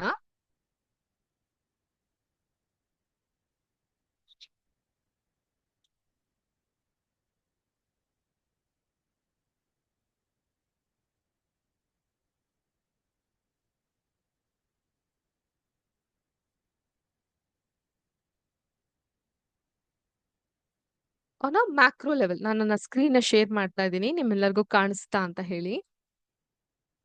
ಓಕೆ, ಮ್ಯಾಕ್ರೋ ಲೆವೆಲ್ ಅಲ್ಲಿ ನಾವು ಈ ಒಂದು PH ನ ಕಲಿತಾ ಹೋಗೋಣ. ಸೊ PH ಅಂದ ತಕ್ಷಣ ನಮ್ಗೆ ಏನ್ ಅರ್ಥ ಆಗ್ತಾ ಹೋಗುತ್ತೆ? ಇತ್ತೀಚಿಗಂತೂ ನಾವು ಜಾಹೀರಾತುಗಳನ್ನ, ಎಸ್ಪೆಷಲಿ ಸ್ಕಿನ್ ಜಾಹೀರಾತುಗಳನ್ನ ನೋಡ್ತಾ ಇದ್ರೆ, ಈ ಕ್ರೀಮ್ಗಳಾಗಿರ್ಬಹುದು, ಬಾಡಿ ಲೋಷನ್ ಆಗಿರಬಹುದು, ಸೋಪ್ಗಳಾಗಿರಬಹುದು, ಸ್ಕಿನ್ ಫ್ರೆಂಡ್ಲಿ PH ಅಂತ ಒಂದ್ ವರ್ಡ್ಸ್ ಇರುತ್ತೆ, ಹೇಳ್ತಾರೆ. ಸೊ ನಿಮ್ಮ ಸ್ಕಿನ್ಗೆ, ನಿಮ್ಮ ಚರ್ಮಕ್ಕೆ ಹಾನಿ ಆಗದೆ ಇರುವಂತಹ PH ಲೆವೆಲ್ಗಳಿದೆ ಇದ್ರಲ್ಲಿ ಅಂತ ಹೇಳ್ತಾರೆ. ಸೊ PH ಅಂತ ಹೇಳಿದ್ರೆ ರಾಸಾಯನಿಕದ ಆಮ್ಲೀಯತೆ ಅಥವಾ ಮೂಲಭೂತತೆ, ಅಂದ್ರೆ ಅದು ಅಸಿಡಿಕ್ ಅಥವಾ ಬೇಸ್ ಆಲ್ಕಲೈ ಅಂತ ಕರೆಯಲಾಗ್ತಾ ಹೋಗುತ್ತೆ. ಇದು ನಮ್ಮ ಒಂದು ಲಿಕ್ವಿಡ್ ದ್ರಾವಣಗಳ ಆಮ್ಲೀಯತೆ ಅಥವಾ ಮೂಲಭೂತತೆಯನ್ನ ಅಳೆಯುವಂತಹ ಒಂದು ಮಾಪಕವಾಗಿದೆ. ಇದನ್ನ ಸಾಮಾನ್ಯ ರಸಾಯನಶಾಸ್ತ್ರದಲ್ಲಿ ಬಳಸಲಾಗುತ್ತೆ ಮತ್ತು ಇದು 0ದಿಂದ 14ವರೆಗಿನ ಮಾಪಕವನ್ನ ಹೊಂದಿದೆ. ನೀವು ಇದನ್ನ ಗಮನಿಸ್ತಾ ಇದ್ರೆ ಇಲ್ಲಿ 0ಯಿಂದ 14ರವರೆಗೆ ಇರುತ್ತೆ ಈ ಒಂದು ಮಾಪಕ. ಸೊ ಒಂದು ಸ್ಕೇಲ್ ಅನ್ನ ಕಾಣ್ತಾ ಹೋಗಬಹುದು. ಅದರಲ್ಲಿ ಈ ಒಂದು PH 0ಯಿಂದ 7ರವರೆಗೆ ಆಮ್ಲೀಯವಾಗಿರುತ್ತೆ ಅಂತ ಅರ್ಥ. 7ರಿಂದ 14ರವರೆಗೆ ಅದು ಕ್ಷಾರೀಯ ಅಥವಾ ಬೇಸ್ ಅಥವಾ ಆಲ್ಕಲೈ ಆಗಿದೆ ಅಂತ ಅರ್ಥ. 7 ಬಂದು ನ್ಯೂಟ್ರಲ್, ಅದು ಆಮ್ಲೀಯನೂ ಅಲ್ಲ ಕ್ಷಾರೀಯನೂ ಅಲ್ಲ, ನ್ಯೂಟ್ರಲ್ ಆಗಿದೆ ಅಂತ ಅರ್ಥ PH. ಸೊ ಈ PH ಬಂದು ದ್ರವದ ಆಮ್ಲೀಯತೆ ಅಳತೆ ಮಾಡಕ್ಕೆ ಉಪಯೋಗಿಸ್ತೀವಿ ಅಂತ ನಾ ಹೇಳಿದೆ. ಇದನ್ನ ಮೆಟಬಾಲಿಸಂ, ನಮ್ಮ ಒಂದು ದೇಹದ ಬಗ್ಗೆ ನಾವು ಮಾತಾಡೋದಾದ್ರೆ ಮೆಟಬಾಲಿಸಂ ಉಪಚಯ ಪ್ರಕ್ರಿಯೆಯಲ್ಲಿ ಕೂಡ ನಾವು ಉಪಯೋಗಿಸ್ತಾ ಬರ್ತೀವಿ. ಅದು ಯಾವ ರೀತಿ ಅಂತ ನಾನು ಆಮೇಲೆ ಹೇಳ್ತೀನಿ ನಮ್ಮ ದೇಹದ ಕುರಿತು. ಆದ್ರೆ ಸದ್ಯಕ್ಕೆ ಈ ಒಂದು ಮಾಪಕವು ಒಂದು ವಸ್ತುವಿನ ಆಮ್ಲೀಯತೆ ಅಥವಾ ಕ್ಷಾರೀಯತೆಯನ್ನ ಅಳೆಯಲು ನಾವು ಸಾಮಾನ್ಯವಾಗಿ ಬಳಸುವಂತಹ ಮಾಪಕವಾಗಿದೆ. PH ಮಾಪಕದಲ್ಲಿ ಸಂಭವನೀಯ ಮೌಲ್ಯ 0ಯಿಂದ 14ರವರೆಗೆ ಇರುತ್ತೆ. ಇದು ಆಮ್ಲೀಯ ವಸ್ತುಗಳು 1ರಿಂದ 7ರವರೆಗೆ ಇದ್ರೆ, ಅಸಿಡಿಕ್ ಆಗಿರುವಂತಹ ಐಟಮ್ಸ್ಗಳು 1 to 7 ರೇಂಜ್ ಅಲ್ಲಿ ಇದ್ರೆ, ಮತ್ತೆ 7ರಿಂದ 14 ಕ್ಷಾರೀಯ ಅಥವಾ ಬೇಸ್ ಆಗಿರುವಂತಹ ವಸ್ತುಗಳು ಇರುತ್ತೆ. ಇದು ಸಂಪೂರ್ಣವಾಗಿ ತಟಸ್ಥ ಸ್ಥಿತಿಯಲ್ಲಿ ಇರೋದು, ಅಂದ್ರೆ ನಿಖರವಾಗಿ ತಟಸ್ಥ ಅಥವಾ ನ್ಯೂಟ್ರಲ್ ಸ್ಥಿತಿಯಲ್ಲಿ ಇರೋದು 7 ಆಗಿರುತ್ತೆ. ಸೊ ಇದು ಒಂದು ವಸ್ತುವಿನ ಹೈಡ್ರೋಜನ್ ಸಾಮರ್ಥ್ಯದ, ಪೊಟೆನ್ಶಿಯಲ್ ಆಫ್ ಹೈಡ್ರೋಜನ್ ಅಥವಾ hydrogen Shakti, the power of hydrogen ನ ಸಂಕ್ಷಿಪ್ತ ರೂಪವಾಗಿದೆ. ಅದಕ್ಕೆ ನಾವು ಇದನ್ನ PH ಅಂತ ಕರಿತೀವಿ. ಬರಿಬೇಕಾದ್ರೂ ಸ್ಮಾಲ್ p ಬರ್ದು ದೊಡ್ಡ H, ಕ್ಯಾಪಿಟಲ್ H ಬರ್ತೀವಿ. ಆ ವಸ್ತುವಿನಲ್ಲಿರುವಂತಹ ಹೈಡ್ರೋಜನ್ ಅಯಾನು ಸಾಂದ್ರತೆಯ ಋಣಾತ್ಮಕ ಲಾಗರಿಥಮವಾಗಿದೆ. ಸೊ ಆ ಡೆನ್ಸಿಟಿಯನ್ನು ಕೂಡ ನಾವು ನೋಡ್ತಾ ಹೋಗಬಹುದು. ಈಗ ಫಸ್ಟ್ ಈ ಒಂದು ಸಿಮ್ಯುಲೇಷನ್ ನಿಮ್ಗೆ ಎಕ್ಸ್ಪ್ಲೇನ್ ಮಾಡೋದಾದ್ರೆ, ಸೊ ಇಲ್ಲೊಂದು ಸ್ಕೇಲ್ ಅನ್ನ ಕಾಣಬಹುದು ವಿತ್ 0 to 14 ಮಾರ್ಕ್ ಇದೆ. PH ಮೀಟರ್ ಇದೆ. ಈ ರೀತಿ ನಾನು ಟಚ್ ಮಾಡಿದಾಗ PH ಮೀಟರ್ ಅನ್ನ ಕಾಣ್ತಾ ಹೋಗಬಹುದು. Okay, there is some mark in the board. So ಯಾರಾದ್ರೂ ಆನೋಟೇಟ್ ಮಾಡ್ಲಿಕ್ಕೆ ಪ್ರಯತ್ನ ಪಟ್ರ?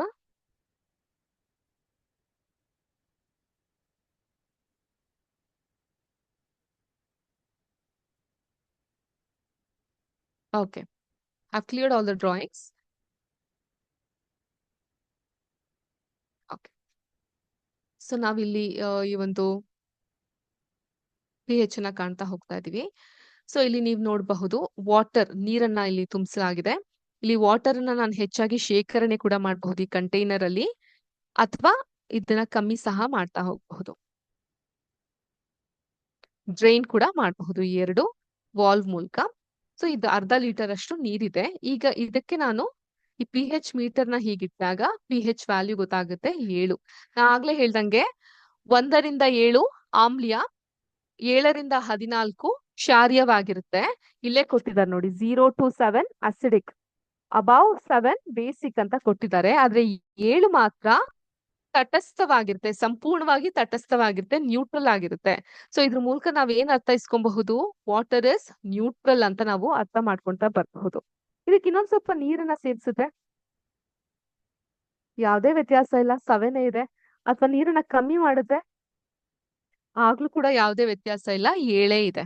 So water the PH level ಬಂದು 7 ನ್ಯೂಟ್ರಲ್ ಆಗಿ ಇರುತ್ತೆ.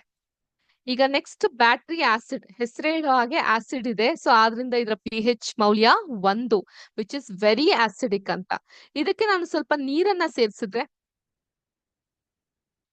ಡೈಲ್ಯೂಟ್ ಆಗಿದೆ. ಅದು ತುಂಬಾ ದೊಡ್ಡ ಆದಂತಹ ಬದಲಾವಣೆ ಇಲ್ಲ, ಒಂದು ಚಿಕ್ಕ ಬದಲಾವಣೆ 1.38 ಅಷ್ಟು ಮಾತ್ರ ಬದಲಾವಣೆಯನ್ನ ನಾವು ಕಾಣ್ತಾ ಹೋಗಬಹುದು. ಅಥವಾ ಇದರಲ್ಲಿ ಇರುವಂತಹ ನೀರನ್ನ ಡ್ರೈನ್ ಔಟ್ ಮಾಡೋದ್ರಿಂದ ಕೂಡ, ಇದಕ್ಕೆ ಹೆಚ್ಚು ನಾನು ಆಸಿಡ್ ನ ಸೇರಿಸೋದ್ರಿಂದ ಕೂಡ ಅಷ್ಟೇ ಪಿ ಹೆಚ್ ಮೌಲ್ಯ ಒಂದ್ ಸ್ವಲ್ಪ ಆಜುಬಾಜು ಆಗುತ್ತೆ ಹೊರತು ತುಂಬಾ ಬದಲಾವಣೆ ಏನಾಗೋದಿಲ್ಲ. ಬಟ್ ಬ್ಯಾಟ್ರಿ ಆಸಿಡ್ ತುಂಬಾ ಆಮ್ಲೀಯವಾಗಿದೆ, ಅಸಿಡಿಕ್ ಆಗಿದೆ. ಬ್ಲಡ್, ನಮ್ಮ ದೇಹದಲ್ಲಿ ಇರುವಂತಹ ರಕ್ತದ ಪಿ ಹೆಚ್ ಬಂದು 7.40.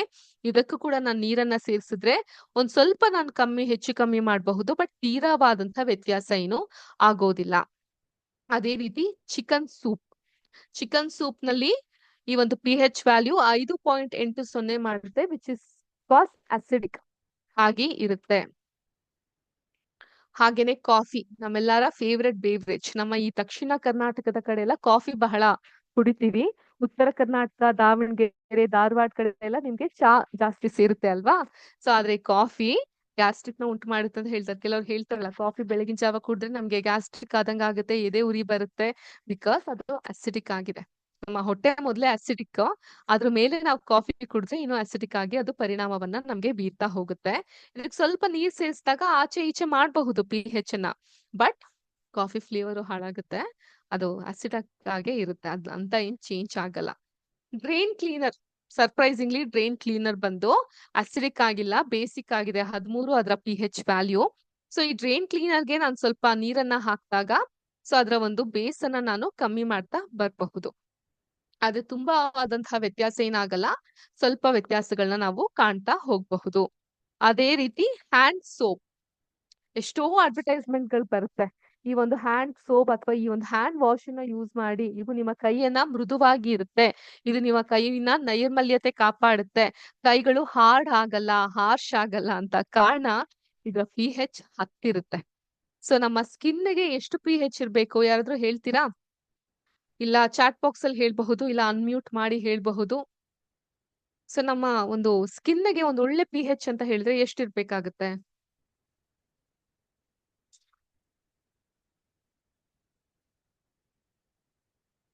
ಚಾಟ್ ಬಾಕ್ಸ್ ಅಲ್ಲಿ ತಿಳಿಸಬಹುದು. ನಮ್ಮ ಒಂದು ಸ್ಕಿನ್ ಅಥವಾ ಚರ್ಮಕ್ಕೆ ಎಷ್ಟು ಪಿ ಹೆಚ್ ಅವಶ್ಯಕತೆ ಇರುತ್ತೆ? What is the healthy P H of a skin? Sorry, what is the P H of a healthy skin? ಯಾರು ಹೇಳ್ತೀರಾ?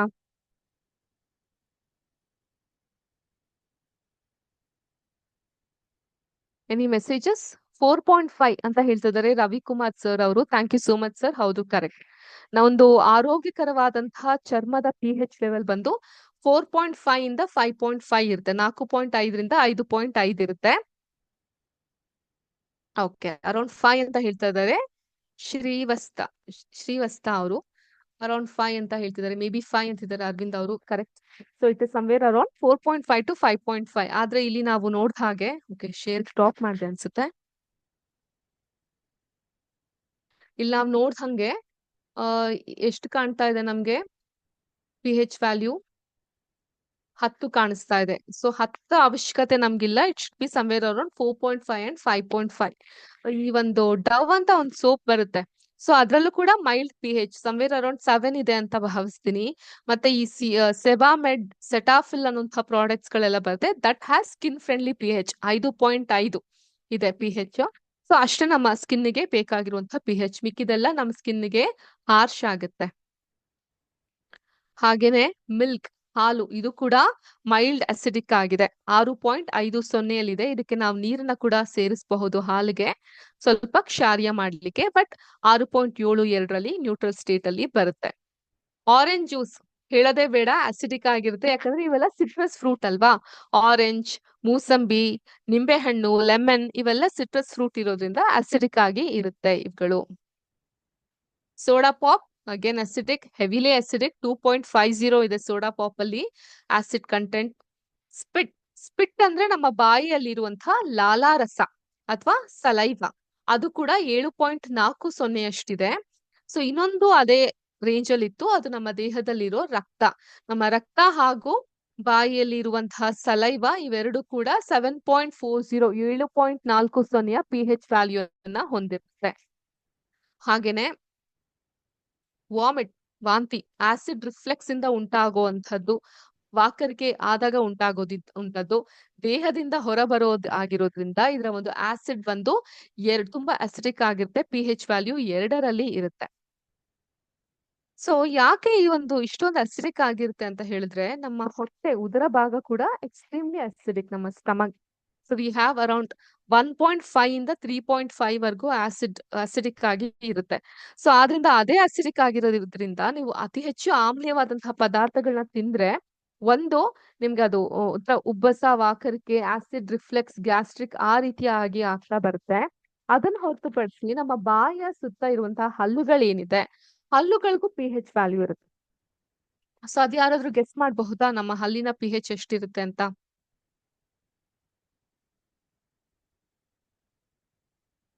ಚಾಟ್ ಬಾಕ್ಸ್ ಅಲ್ಲಿ ಹಾಕಬಹುದು ಗೆಸ್ ಮಾಡಿದ್ರೆ ನೀವು, ಅಥವಾ ಅನ್ಮ್ಯೂಟ್ ಮಾಡಿ ಕೂಡ ಹೇಳ್ಬಹುದು.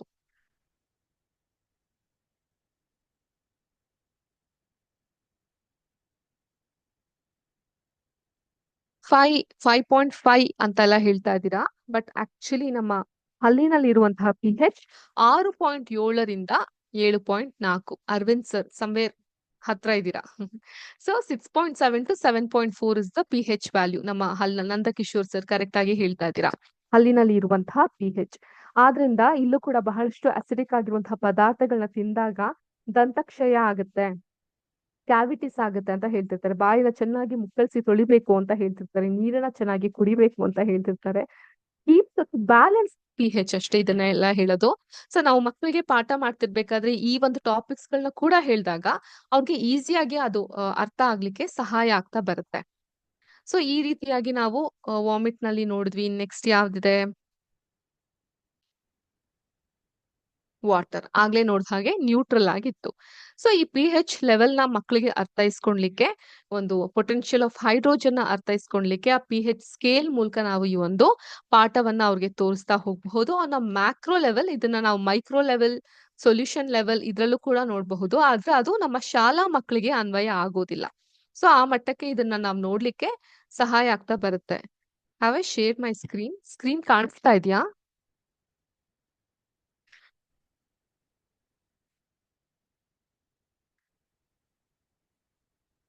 ಓಕೆ. ಓಕೆ. ಸೊ ನೀವ್ ಈ ರೀತಿಯಾಗಿ pH ನ ನೋಡ್ಲಿಕ್ಕೆ ಅಥವಾ ಎಕ್ಸ್‌ಪ್ಲೇನ್ ಮಾಡ್ಲಿಕ್ಕೆ ಸಹಾಯ ಆಗ್ತಾ ಬರುತ್ತೆ. ಸೊ ನೀವ್ ಇದನ್ನ ನಿಮ್ಮ ಶಾಲಾ ಲ್ಯಾಬೊರೇಟರಿ ಪ್ರಯೋಗಾಲಯದಲ್ಲೂ ಕೂಡ ಈ ಲಿಟ್ಮಸ್ ಪೇಪರ್‌ನ ಕೂಡ ಬಳಸ್ಬಿಟ್ಟು ಮಕ್ಕಳಿಗೆ pH ನ ಡೈರೆಕ್ಟ್ ಆಗಿ ತೋರಿಸಬಹುದು. ಈ ನಿಂಬೆ ಹಣ್ಣಿನ ಒಂದು ರಸವನ್ನ ತೆಗೆದು ಅದ್ರಲ್ಲಿ ಎಷ್ಟು pH ಇದೆ, ಆ ರೀತಿಯಾಗಿ ಮಕ್ಳಿಗೂ ತೋರಿಸಬಹುದು. ಬಹಳ ಇಂಟ್ರೆಸ್ಟಿಂಗ್ ಅನ್ಸುತ್ತೆ. ನಿಮ್ಮ ಶಾಲೆಯಲ್ಲಿ ಏನಾದ್ರೂ ಸೈನ್ಸ್‌ಗೆ ಸಂಬಂಧಪಟ್ಟಂತಹ ಎಕ್ಸಿಬಿಷನ್ ಏನಾದ್ರೂ ನಡೀತಾ ಇದ್ದಾಗ ಅದ್ರಲ್ಲೂ ಕೂಡ ನೀವು ಈ ಟಾಪಿಕ್‌ಗಳನ್ನ ಇನ್ಕ್ಲೂಡ್ ಮಾಡಬಹುದು. ಸೊ ಈ ರೀತಿಯಾಗಿ ಅದು ನಿಮ್ಗೆ ಬಹಳ ಸಹಾಯಕವಾಗ್ತಾ ಹೋಗುತ್ತೆ. ಸೊ ಈಗ ನಾವು ಸ್ವಲ್ಪ ಗಂಭೀರವಾದಂತಹ ವಿಷಯಗಳ ಬಗ್ಗೆ ಮಾತಾಡ್ತಾ ಇದ್ವಿ.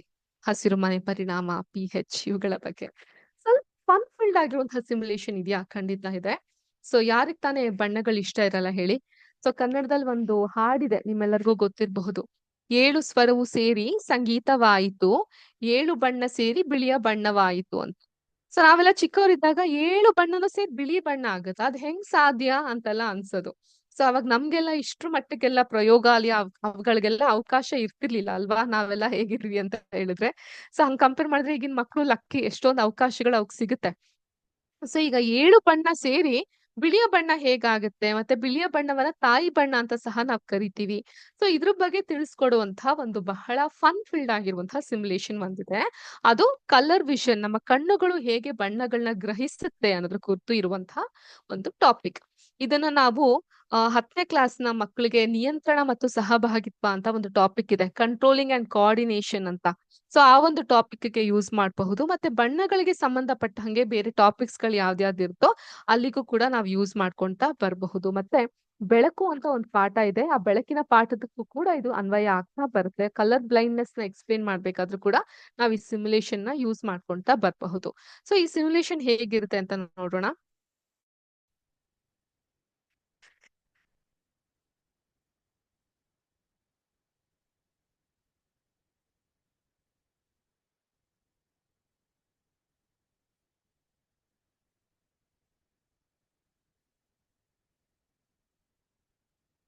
ಸೊ ನನ್ನ ಸ್ಕ್ರೀನ್ ನಿಮ್ಮೆಲ್ಲರಿಗೂ ಕಾಣಿಸ್ತಾ ಇದೆ ಅಂತ ಭಾವಿಸ್ತೀನಿ. So this topic is about colour vision. So ಇಲ್ಲಿ ನೀವು ಒಂದು ಸಿಂಗಲ್ ಬಲ್ಬ್ ಅನ್ನ ಕಾಣಬಹುದು, RGB ಅಂತ ಬಲ್ಬ್ಗಳನ್ನ ಕಾಣಬಹುದು. RGB ಬಲ್ಬ್ ನ ಆಮೇಲೆ ನೋಡೋಣ, ಸಿಂಗಲ್ ಬಲ್ಬ್ ನ ಈಗ ನೋಡೋಣ ಅಂತೆ. ಸೊ ಇಲ್ಲಿ ಒಬ್ಬ ವ್ಯಕ್ತಿಯನ್ನ ನೀವು ಕಾಣಬಹುದು ಅಥವಾ ಈ ರೀತಿಯಾಗಿ ನೋಡಬಹುದು. ನಮ್ಮ ಕಣ್ಣಿನ ಸಂವೇದನಶೀಲದ ಭಾಗ ನಮ್ಮ ಮೆದುಳಿಗೆ ಕನೆಕ್ಟ್ ಆಗುತ್ತೆ. ಸೊ ಕಣ್ಣಿನಿಂದ ಮಿದುಳಿಗೆ ಈ ಒಂದು ಇನ್ಫಾರ್ಮೇಶನ್ ರವಾನೆ ಆಗುವಂತಾಗುತ್ತೆ. ಮಿದುಳಿನಿಂದ ಕಣ್ಣಿಗೆ ಮತ್ತೆ ವಾಪಸ್ ಆ ಇನ್ಫಾರ್ಮೇಶನ್ ತಲುಪುತ್ತೆ. ಸೊ ಈ ರೀತಿಯಾಗಿ ನಾವು ನೋಡ್ತಾ ಹೋಗ್ಬಹುದು ಅಥವಾ ಈ ರೀತಿಯಾಗಿ ಸೆಟಲ್ಡ್ ಆಗಿ ನೋಡಬಹುದು. ಸೊ ಇಲ್ಲಿ ಈ ವ್ಯಕ್ತಿಗೆ ಈಗ ನೋಡಿ ಯಾವುದೇ ಬಣ್ಣಗಳಿಲ್ಲ. ಸೊ ಬಣ್ಣಗಳಿಲ್ಲದೆ ಇದ್ದಾಗ ಬಣ್ಣಗಳ ಅನುಪಸ್ಥಿತಿಯಲ್ಲಿ ನಮ್ಮ ಕಣ್ಣಿಗೆ ಕಾಣುವಂತಹ ಬಣ್ಣ ಕಪ್ಪು. So in the absence of light we are all in dark ಅಲ್ವಾ. ಬಣ್ಣಗಳು ಇಲ್ಲದೆ ಇದ್ದಾಗ ನಮ್ಮ ಕಣ್ಣಿಗೆ ಕಾಣುವಂತಹ ಬಣ್ಣ ಯಾವುದು? ಕಪ್ಪು ಬಣ್ಣ ಆಗಿರುತ್ತೆ. ಸೊ ಈ ವ್ಯಕ್ತಿಗೂ ಇಲ್ಲಿ ಕಪ್ಪು ಬಣ್ಣ ಕಾಣ್ತಾ ಇರುತ್ತೆ. ಸೊ ನಾನು ಅಲ್ಲಿ ಆತನ್ಗೆ ಬಿಳಿಯ ಬಣ್ಣವನ್ನ ಹಾಕಿದಾಗ, ಟಾರ್ಚ್ ನ ಆನ್ ಮಾಡಿದಾಗ ಅವನ ಕಣ್ಣು ಅದನ್ನ ಗ್ರಹಿಸಿ ಅವನ ಮೆದುಳಿಗೆ ಅವನ ಮೆದುಳು ಏನಂತ ಅವನ್ಗೆ ಇನ್ಫಾರ್ಮೇಶನ್ ರವಾನೆ ಮಾಡ್ತಾ ಇದೆ? ಬಿಳಿಯ ಬಣ್ಣ ಕಾಣ್ತಾ ಇದೆ ನಿನ್ಗೆ ಅಂತ ಹೇಳ್ತಾ ಇದೆ. ಹೌದಾ? ಸೊ ಬಿಳಿಯ ಬಣ್ಣದ ಬದಲು ಅರಿಶಿಣ ಬಣ್ಣ ಹಾಕ್ತೀನಿ, ಅರಿಶಿಣ ಬಣ್ಣ ಅಂತಿದೆ.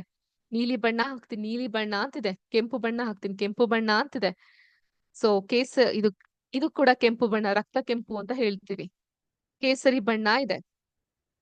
ಇನ್ನು ಕೆಂಪುಗಳಲ್ಲಿ ಎಷ್ಟೊಂದು ವೇರಿಯಂಟ್ಸ್ ಗಳು ಇರುತ್ತೆ. ಸೊ ಇದು ಬಹುಶಃ ನಮ್ಮ ಶಿಕ್ಷಕರಿಗೆ ಎಸ್ಪೆಷಲಿ ಲೇಡೀಸ್ ಇದ್ರೆ ತುಂಬಾ ಚೆನ್ನಾಗಿ ಅರ್ಥ ಆಗುತ್ತೆ. ಕಲರ್ಗಳಲ್ಲಿ ನಾವೇನೇನೋ ಹೇಳ್ತಿರ್ತೀವಲ್ಲ, ಹರಳೆಣ್ಣೆ ಕಲರ್, ಮೆಂತೆ ಕಲರ್ ಅಂತ ಹೇಳ್ತಾ ಇರ್ತೀವಿ. ಆ ರೀತಿ ಬಣ್ಣಗಳನ್ನ ಇಲ್ಲಿ ವಿಂಗಡಿಸ್ತಾ ಹೋಗಬಹುದು. ನೇರಳೆಯ ಬಣ್ಣ, ತಿಳಿ ನೇರಳೆ ಬಣ್ಣ, ಮೆಜಂತ ಬಣ್ಣ, ಈ ರೀತಿಯಾಗಿ ಅವನ ಕಣ್ಣುಗಳು ಬಣ್ಣವನ್ನ ಗ್ರಹಿಸ್ತಾ ಇದೆ. ಇದನ್ನ ಈ ರೀತಿ ಫೋಟೋನ್ಸ್ ಗಳ ಮೂಲಕ ಕೂಡ ನಾವು ತೋರಿಸ್ತಾ ಹೋಗಬಹುದು. ನೋಡಿ, ಹಸಿರು ಬಣ್ಣವನ್ನ ನಾವು ತೋರಿಸಬಹುದು ಮಕ್ಕಳಿಗೆ. ಆದ್ರೆ ಇಲ್ಲೊಂದು ಟ್ವಿಸ್ಟ್ ಇದೆ. ಏನಾಗುತ್ತೆ ಟ್ವಿಸ್ಟ್ ಅಂತ ಹೇಳಿದ್ರೆ, ನೋಡಿ ನಮ್ಗೆ ಸಾಮಾನ್ಯ ಕಣ್ಣಿಗೆ ಸಂಬಂಧಪಟ್ಟ ಹಂಗೆ ಏನಾದ್ರು ಆಪರೇಷನ್ ಗಳಾದಾಗ, ಕಣ್ಣಲ್ಲಿ ಪೊರೆ ಇದ್ದಾಗ ಆಪರೇಷನ್ ಆಗಿ ತೆಗ್ದಾಗ ಕಪ್ಪು ಕನ್ನಡಕ ಕೊಡ್ತಾರಲ್ವಾ. ಸೊ ಕಪ್ಪು ಕನ್ನಡಕ ಹಾಕೊಂಡಾಗ ನಮ್ಗೆ ಆಚೆ ಕಾಣೋದೆಲ್ಲ ಯಾವ ಬಣ್ಣ? ಕಪ್ಪು ಬಣ್ಣ. ಹಳದಿ ಕನ್ನಡಕ ಹಾಕಿದಾಗ ಡಾಮಿನೆಂಟ್ ಆಗಿ ಹಳದಿ ಬಣ್ಣನೇ ಕಾಣ್ತಾ ಇರುತ್ತೆ. ಕೆಂಪು ಕನ್ನಡಕ ಹಾಕಿದಾಗ ಆಬ್ವಿಯಸ್ಲಿ ಕೆಂಪು ಬಣ್ಣದ ತರ ಕಾಣ್ತಾ ಇರುತ್ತೆ. ಸೊ ಬಣ್ಣಗಳು ಡಿಫರ್ ಆಗ್ತಾ ಹೋಗುತ್ತೆ ನಾವು ಹಾಕುವಂತಹ ಆ ಒಂದು ಕನ್ನಡಕದ ಮೇಲೆ, ಅಂದ್ರೆ ಒಂದು ಫಿಲ್ಟರ್ ನ ಹಾಕೋದ್ರ ಮೇಲೆ. ಅದನ್ನು ಕೂಡ ನಾವು ಎಕ್ಸ್ಪ್ಲೇನ್ ಮಾಡಬಹುದು ಮಕ್ಕಳಿಗೆ.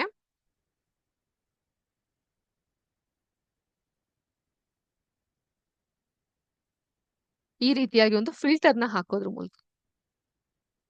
ಈಗ ಇಲ್ಲಿ ನಾನು ಏನಾಗ್ತಾ ಇದೆ, ಹಸಿರು ಬಣ್ಣವನ್ನ ನಾನು ಹಾಕಿದೀನಿ, ಈ ರೀತಿಯಾಗಿ ತೋರಿಸ್ತೀನಿ. ಹಸಿರು ಬಣ್ಣವನ್ನ ಇಲ್ಲಿ ಸೆಲೆಕ್ಟ್ ಮಾಡಿದೀನಿ. ಆದ್ರೆ ಹಸಿರು ಬಣ್ಣವನ್ನ ಅವನ ಕಣ್ಣು ಗ್ರಹಿಸ್ತಾ ಇಲ್ಲ, ಯಾಕಂದ್ರೆ ಫಿಲ್ಟರ್ ಇಲ್ಲಿ ಅರಿಶಿನ ಬಣ್ಣದಿದೆ. ಸೊ ನಾನು ಈ ಅರಿಶಿನ ಬಣ್ಣದಿಂದ ನಿಧಾನವಾಗಿ ಹಸಿರು ಕಡೆ ಬಂದಾಗ ಖಂಡಿತ ಇಲ್ಲೂ ಹಸಿರು ಇರೋದ್ರಿಂದ ಮ್ಯಾಚ್ ಆಗ್ತಾ ಇದೆ. ಇನ್ನೊಂದ್ ಸ್ವಲ್ಪ ಈ ಕಡೆ ಸ್ವಲ್ಪ ವೇರಿಯಂಟ್ಸ್ ಗಳಿದ್ದಾಗ, ಹಸಿರುಗಳಲ್ಲೇ ಎಷ್ಟೊಂದು ವೇರಿಯಂಟ್ಸ್ ಇರುತ್ತಲ್ಲ, ಡಾರ್ಕ್ ಗ್ರೀನ್, ಲೈಟ್ ಗ್ರೀನ್, ಗಿಣಿ ಹಸಿರು, ಈ ರೀತಿಯಾಗಿ ಎಷ್ಟೊಂದು ಹಸಿರುಗಳಿರುತ್ತೆ. ಆ ರೀತಿ ಹಸಿರು ಬಣ್ಣದ ವೇರಿಯಂಟ್ಸ್ ಅನ್ನ ಕಣ್ಣು ಗ್ರಹಿಸ್ತಾ ಹೋಗುತ್ತೆ.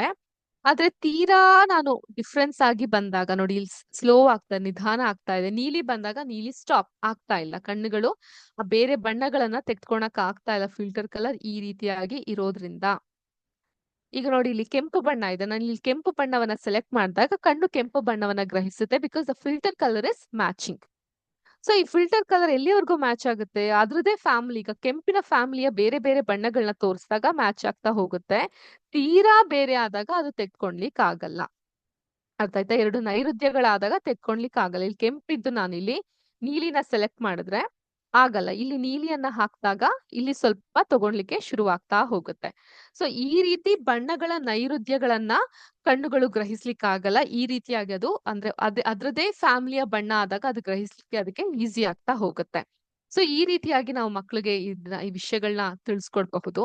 ಮತ್ತೆ ಇನ್ನೊಂದು ಟಾಪಿಕ್ ಇದೆ, ಅದೇನಂತ ಹೇಳಿದ್ರೆ ಏಕವರ್ಣದ ಬೆಳಕು, ಮೋನೋಕ್ರೊಮೆಟಿಕ್ ಲೈಟ್ ಅಂತ ಹೇಳ್ತೀವಿ. ಅಂದ್ರೆ ಒಂದು ಬಣ್ಣ ಅಥವಾ ತರಂಗಾಂತರದ ಬೆಳಕು ಅಂತ. ಇದು ಮೂಲಭೂತವಾಗಿ ಒಂದು ಬಣ್ಣ ಅಥವಾ ತರಂಗಾಂತರದ ವಿದ್ಯುತ್ ಕಾಂತೀಯ ವಿಕಿರಣವಾಗಿರುತ್ತೆ.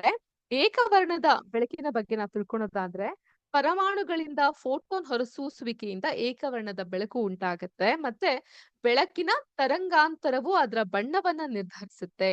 ಏಕವರ್ಣದ ಬೆಳಕಿನಲ್ಲಿ ಎಲ್ಲಾ ಫೋಟಾನ್ಗಳು ಒಂದೇ ತರಂಗಾಂತರದಲ್ಲಿ ಇರುತ್ತೆ, ಆದ್ದರಿಂದ ಅದು ಒಂದೇ ಬಣ್ಣವನ್ನ ಹೊಂದಿರುತ್ತೆ. ಮತ್ತು ಈ ವಿಜ್ಞಾನ ಸೈನ್ಸ್ ಅಂಡ್ ಟೆಕ್ನಾಲಜಿಯಲ್ಲಿ ಏಕವರ್ಣದ ಬೆಳಕು ಮೊನೋಕ್ರೊಮ್ಯಾಟಿಕ್ ಲೈಟ್ ಬಹಳ ಮುಖ್ಯವಾಗಿದೆ. ವಿಶೇಷವಾಗಿ ಈ ಲೇಸರ್ ತಂತ್ರಜ್ಞಾನ ಏನಿರುತ್ತಲ್ಲ, ಆ ಲೇಸರ್ ತಂತ್ರಜ್ಞಾನಕ್ಕೆ ಇದರ ಬಳಕೆ ಅನ್ನೋದು ಬಹಳ ಅನ್ವಯ ಆಗ್ತಾ ಬರುತ್ತೆ. ಲೇಸರ್, ದೃಗ್ವಿಜ್ಞಾನ, ಸಂವಹನ ಮತ್ತು ವಿಧಿವಿಜ್ಞಾನದಲ್ಲಿ ಏಕವರ್ಣದ ಬೆಳಕನ್ನ ಮೊನೋಕ್ರೊಮ್ಯಾಟಿಕ್ ಲೈಟ್ ಅನ್ನ ಬಳಸಲಾಗುತ್ತೆ. ಮತ್ತೆ ಏಕವರ್ಣದ ಬೆಳಕು ಒಂದು ನಿರ್ದಿಷ್ಟ ಬಣ್ಣವನ್ನ ಹೊಂದಿರುತ್ತೆ ಮತ್ತು ಅದರ ಶುದ್ಧತ್ವ ಏಕರೂಪವಾಗಿ ಇರುತ್ತೆ. There is no mixture, single colour ಇರುತ್ತೆ.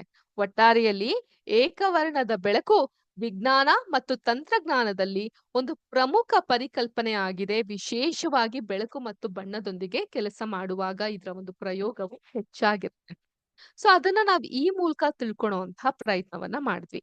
ಈಗ RGB ಬಲ್ಬ್ಸ್ ಗಳ ಬಗ್ಗೆ ತಿಳ್ಕೊಳ್ಳೋಣ. RGB ಅಂದ್ರೆ ಬೇರೆ ಏನು ಅಲ್ಲ, ರೆಡ್, ಗ್ರೀನ್, ಬ್ಲೂ. ಕೆಂಪು, ಹಸಿರು, ನೀಲಿ, ಇವುಗಳನ್ನ ನಾವು RGB ಬಲ್ಬ್ಸ್ ಅಂತ ಕರಿತೀವಿ. ಸೊ ಈಗ ನಾನು ಈ ವ್ಯಕ್ತಿಗೆ ಇಲ್ಲಿ ಕೆಂಪು ಬಣ್ಣವನ್ನ ಹರಿಸಿದಾಗ, ಕೆಂಪು ಬಣ್ಣದ ಬೆಳಕನ್ನ ಹರಿಸಿದಾಗ ಅವನ ಕಣ್ಣು ಗ್ರಹಿಸ್ತಾ ಇರುವಂತಹ ಬಣ್ಣ ಯಾವುದು? ಕೆಂಪು. ಹಾಗೇನೆ ಹಸಿರು ಬಣ್ಣವನ್ನ ಹರಿಸಿದಾಗ ಅವನ ಕಣ್ಣು ಗ್ರಹಿಸ್ತಾ ಇರುವಂತಹ ಬೆಳಕು ಯಾವುದು? ಹಸಿರು.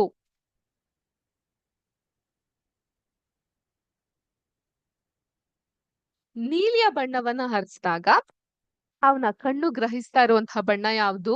ನೀಲಿ ಬಣ್ಣ. ಸೊ ಎಷ್ಟು ಚೆನ್ನಾಗಿದೆಯಲ್ಲ, ಕೆಂಪು, ಹಸಿರು, ನೀಲಿ ಬಣ್ಣ. ಇವುಗಳನ್ನ ನಾವು ಪ್ರೈಮರಿ ಕಲರ್ಸ್ ಅಥವಾ ಪ್ರಾಥಮಿಕ ಬಣ್ಣಗಳು ಅಂತ ಕರಿತೀವಿ. ಯಾಕೆ ಪ್ರಾಥಮಿಕ ಬಣ್ಣಗಳು ಅಂತ ಹೇಳಿದ್ರೆ ಇವು ನಮ್ಮ ಕಣ್ಣು ಗ್ರಹಿಸುತ್ತೆ. So this we call as primary colours. ಹಂಗಾದ್ರೆ ಈ ಗುಲಾಬಿ ಬಣ್ಣ, ಗಿಣಿ ಹಸಿರು ಬಣ್ಣ, ಆಕಾಶ ನೀಲಿ ಬಣ್ಣ, ಕಡುಕಪ್ಪು ಬಣ್ಣ, ಇವೆಲ್ಲ ಯಾವ ಕಲರ್ಸ್ ಹಾಗಾದ್ರೆ ಇದನ್ನ ಪ್ರೈಮರಿ ಅಂತ ಕರೆದ್ಬಿಟ್ರೆ? ಸೊ ಅವುಗಳು one or more primary colours ಗಳ ಕಾಂಬಿನೇಷನ್ ಅಲ್ಲಿ ಬರುವಂತಹ ಕಲರ್ಸ್ ಗಳು, ಅವುಗಳನ್ನ ಸೆಕೆಂಡರಿ ಕಲರ್ಸ್ ಅಥವಾ ದ್ವಿತೀಯ ಶ್ರೇಣಿಯ ಬಣ್ಣಗಳು ಅಂತ ಕರಿತೀವಿ. ಉದಾಹರಣೆಗೆ ನನ್ಗೀಗ ಹಳದಿ ಬಣ್ಣ ಬೇಕಪ್ಪ, ಆಗ ನಾನು ಏನ್ ಮಾಡ್ತೀನಿ? ಕೆಂಪು ಬಣ್ಣ, ಅದಕ್ಕೆ ಹಸಿರು ಬಣ್ಣ, ಇವನ್ನ ಮಿಶ್ರಣ ಮಾಡಿದಾಗ ಏನಾಗುತ್ತೆ? ನಮ್ಮ ಕಣ್ಣು ಹಳದಿ ಬಣ್ಣವನ್ನ ಕಾಣ್ಲಿಕ್ಕೆ ಶುರುವಾಗುತ್ತೆ. The mixture of red and green gives us yellow colour. So ಇದೆಲ್ಲ ನಾವು ಶಾಲೆಯಲ್ಲಿ ಇದ್ದಾಗ, ಪೇಂಟಿಂಗ್ ಕ್ಲಾಸ್ ಗಳಲ್ಲೆಲ್ಲ ಇದ್ದಾಗ ಪೇಂಟ್ ಗಳನ್ನ ಮಿಕ್ಸ್ ಮಾಡಿ ಈ ರೀತಿ ಬಣ್ಣಗಳಲ್ಲಿ ಆಟ ಆಡ್ತಾ ಇದ್ವಿ. ಈಗಲೂ ಸಹ ಮಾಡಬಹುದು, ಸಮಯದ ಅಭಾವ ಇರುತ್ತೆ ಅಷ್ಟೇ. ಸೊ ಆದ್ರಿಂದ ನಾನು ಹೇಳೋದು, ಸಮಯ ಸಿಕ್ಕಾಗೆಲ್ಲ ಆ ರೀತಿ ನಮ್ಮ ಮನಸ್ಸಿಗೆ ಖುಷಿ ಕೊಡುವಂತಹ ಕೆಲ್ಸಗಳನ್ನ ಮಾಡಿದಾಗ ನಮ್ಗೆ ಖುಷಿ ಆಗುತ್ತೆ. ಈ ರೀತಿ ಸಿಮ್ಯುಲೇಷನ್ಗಳ ಮೂಲಕ ಕೂಡ ನಾವು ಈ ಆಟವನ್ನ ಆಡಬಹುದು. ಈಗ ಕೆಂಪನ್ನ ಸಂಪೂರ್ಣವಾಗಿ ಕಮ್ಮಿ ಮಾಡ್ತೀನಿ, ಹಸಿರಿದೆ, ಹಸಿರ ಜೊತೆಗೆ ಸ್ವಲ್ಪ ನೀಲಿಯನ್ನ ಬೆರೆಸಿದಾಗ ಇದ್ಯಾವುದೋ ಬಣ್ಣ ನಮ್ಗೆ ಸಿಕ್ತು. ಯಾವ್ದಿದು? ಸ್ವಲ್ಪ ರಾಮ ಗ್ರೀನ್ ಇದ್ದಂಗಿದೆ ಅಲ್ವಾ? ಈಗ ನೋಡಿ, ಆಕಾಶ ನೀಲಿ ಬಣ್ಣ ಬಂತು. ನಾನು ಸ್ವಲ್ಪ ಬ್ಲೂನ ಜಾಸ್ತಿ ಮಾಡಿದಾಗ. ಈಗ ಹಸಿರನ್ನ ಕಮ್ಮಿ ಮಾಡ್ತೀನಿ. ಈಗ ನೋಡಿ, ಈ ರೀತಿಯಾದಂತಹ ನೀಲಿ ಬಣ್ಣ ಬಂತು. ಈಗ ಬ್ಲೂ ಅನ್ನ ಕಮ್ಮಿ ಮಾಡ್ತೀನಿ, ಹಸಿರನ್ನ ಜಾಸ್ತಿ ಮಾಡ್ತೀನಿ. ಈಗ ತಿಳಿ ಹಸಿರು ಬಣ್ಣ ನಮ್ಗೆ ಕಾಣಿಸ್ತಾ ಇದೆ. ಹಸಿರನ್ನ ಇನ್ನೂ ಜಾಸ್ತಿ ಮಾಡಿ ಬ್ಲೂನ ಸಂಪೂರ್ಣವಾಗಿ ಕಮ್ಮಿ ಮಾಡ್ತೀನಿ. ಲೈಟ್ ಗ್ರೀನ್ ಅಥವಾ ಪ್ಯಾರೆಟ್ ಗ್ರೀನ್ ಬಣ್ಣವನ್ನ ನಾವು ಕಾಣ್ತೀವಿ. ಈಗ ಹಸಿರನ್ನ ಸಂಪೂರ್ಣವಾಗಿ ಕಮ್ಮಿ ಮಾಡಿ ನೀಲಿನ ಜಾಸ್ತಿ ಮಾಡಿ ಅದ್ರ ಜೊತೆಗೆ ಕೆಂಪನ್ನ ಜಾಸ್ತಿ ಮಾಡ್ತೀನಿ.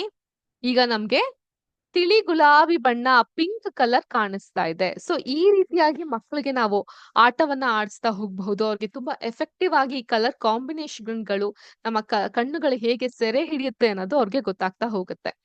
ಈಗ ಇವೆಲ್ಲವನ್ನ ಮಧ್ಯ ಮಧ್ಯ ತಂದು ಇದಕ್ ಸ್ವಲ್ಪ ಹಸಿರನ್ನ ಬೆರೆಸ್ತೀನಿ. ಸೊ ಇದ್ಯಾವ್ದೋ ಕಲರ್ ಬಂತು. ಈ ಕಲರ್ ಚೆನ್ನಾಗಿತ್ತಲ್ಲ, ವೈಲೆಟ್ ಕಲರ್ ತರ ಬಂದಿತ್ತು. ಸೊ ಈ ರೀತಿಯಾಗಿ ನಾವು ಬಣ್ಣಗಳ ಜೊತೆಗೆ ಆಟ ಆಡ್ತಾ ಹೋಗಬಹುದು. ಹೊಸದಾದಂತಹ ಬಣ್ಣಗಳನ್ನ ಅನ್ವೇಷಣೆ ಕೂಡ ಮಾಡ್ತಾ ಹೋಗಬಹುದು.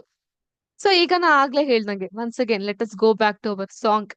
7 ಸ್ವರಗಳು ಸೇರಿ ಸಂಗೀತವಾಯಿತು, 7 ಬಣ್ಣಗಳು ಸೇರಿ ಬಿಳಿಯ ಬಣ್ಣವಾಯಿತು ಅಂತ. ಸೊ ಈಗ ಬಿಳಿಯ ಬಣ್ಣವನ್ನ ಎಲ್ಲಾ ಬಣ್ಣಗಳ ತಾಯಿ ಬಣ್ಣ ಅಂತ ಕರಿತೀವಿ.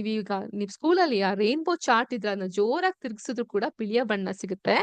ಅದೇ ರೀತಿ ನಾನು ಈ ಕೆಂಪು ಬಣ್ಣವನ್ನ, ನೀಲಿ ಬಣ್ಣವನ್ನ, ಹಸಿರು ಬಣ್ಣವನ್ನ, ಇವೆಲ್ಲವನ್ನ ಮ್ಯಾಕ್ಸಿಮಮ್ ಗಿಟ್ಟಾಗ ನಮ್ಗೆ ಸಿಗೋ ಬಣ್ಣ ಯಾವುದು? ವೈಟ್ ಬಣ್ಣ, ಬಿಳಿಯ ಬಣ್ಣ. The mixture of all the colour gives us white colour. ಆದ್ರಿಂದ ಶ್ವೇತವರ್ಣವನ್ನ ತಾಯಿ ಬಣ್ಣ ಅಂತ ಕರೆಯೋದು ಇದೇ ಕಾರಣಕ್ಕೋಸ್ಕರ. The mixture of all colour gives us white colour. ಆದ್ರಿಂದ ಸೊ ಈ ಬಣ್ಣಗಳಿಂದ ನಾವು ಆಟ ಆಡೋದ್ರಿಂದ ಮಕ್ಕಳುಗಳು ಬಣ್ಣಗಳನ್ನ ಗ್ರಹಿಸೋದ್ ಹೇಗೆ, ನಮ್ಮ ಕಣ್ಣು ಅದನ್ನ ಹೇಗೆ ಗ್ರಹಿಸುತ್ತೆ, ನಮ್ಮ ಮೆದುಳು ಅದ್ರ ಒಂದು ಸೆನ್ಸರಿ ಪಾರ್ಟ್ಸ್ ಗಳಿಗೆ ಆ ವಿಷಯಗಳನ್ನ ಹೇಗೆ ರವಾನಿಸುತ್ತೆ ಅನ್ನೋದು ನಾವು ಈ ಒಂದು ಸಿಮ್ಯುಲೇಷನ್ ಮೂಲಕ ಕಲೀಲಿಕ್ಕೆ, ಅರ್ಥ ಮಾಡ್ಕೊಳ್ಲಿಕ್ಕೆ ಇದು ಬಹಳ ಸಹಾಯಕವಾಗ್ತಾ ಬಂತು ಅಲ್ವಾ? ಅರ್ಥ ಆಗ್ತಾ ಇದೆಯಾ? ಇಷ್ಟ ಆಗ್ತಾ ಇದೆಯಾ ನಿಮ್ಗೆ ಸಿಮ್ಯುಲೇಷನ್ ಗಳೆಲ್ಲ ಹೇಗೆ ನಾವು ಉಪಯೋಗಿಸ್ಕೊಂತಾ ಬರಬಹುದು ನಮ್ಮ ದಿನನಿತ್ಯದ ಚಟುವಟಿಕೆಗಳಲ್ಲಿ ಅಂತ? ಈಗ ಇನ್ನೊಂದು ಇನ್ನೊಂದು ಬಣ್ಣ ಅಲ್ಲ, ಕ್ಷಮಿಸಿ, ಸಿಮ್ಯುಲೇಷನ್ ಕಡೆಗೆ ನಾವು ಹೋಗೋಣ.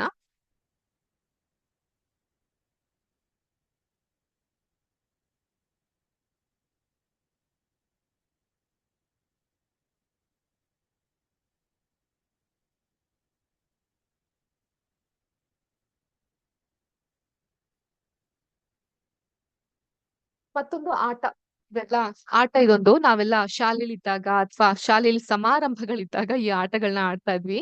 ಈ ಆಟದ ಹೆಸರು ಹಗ್ಗ ಜಗ್ಗಾಟ ಅಂತ. ಈ ಒಂದು ಆಟದ ಮೂಲಕ ನ್ಯೂಟನ್ನಿನ ಲಾವನ್ನ ನಾವು ಇಲ್ಲಿ ಕಲಿತಾ ಹೋಗ್ಬಹುದು, ಅರ್ಥೈಸ್ಕೊಂತಾ ಹೋಗಬಹುದು. ಸಿಮ್ಯುಲೇಷನ್ ನ ಎಕ್ಸ್ಪ್ಲೇನ್ ಮಾಡೋದಾದ್ರೆ, ಇಲ್ಲಿ ಒಂದು ಬುಟ್ಟಿ ತುಂಬಾ ಚಾಕ್ಲೇಟ್ ಅಥವಾ ಕ್ಯಾಂಡೀಸ್ ಕಾಣಿಸ್ತಾ ಇದೆ. ಹಗ್ಗಗಳು ಎರಡು ಕಡೆ ಬಿಗಿಯಾಗಿ ಕಟ್ಟಲಾಗಿದೆ. ನೀಲಿ ಬಣ್ಣ, ಕೆಂಪು ಬಣ್ಣ ಎರಡು ಕಡೆ ಇದೆ.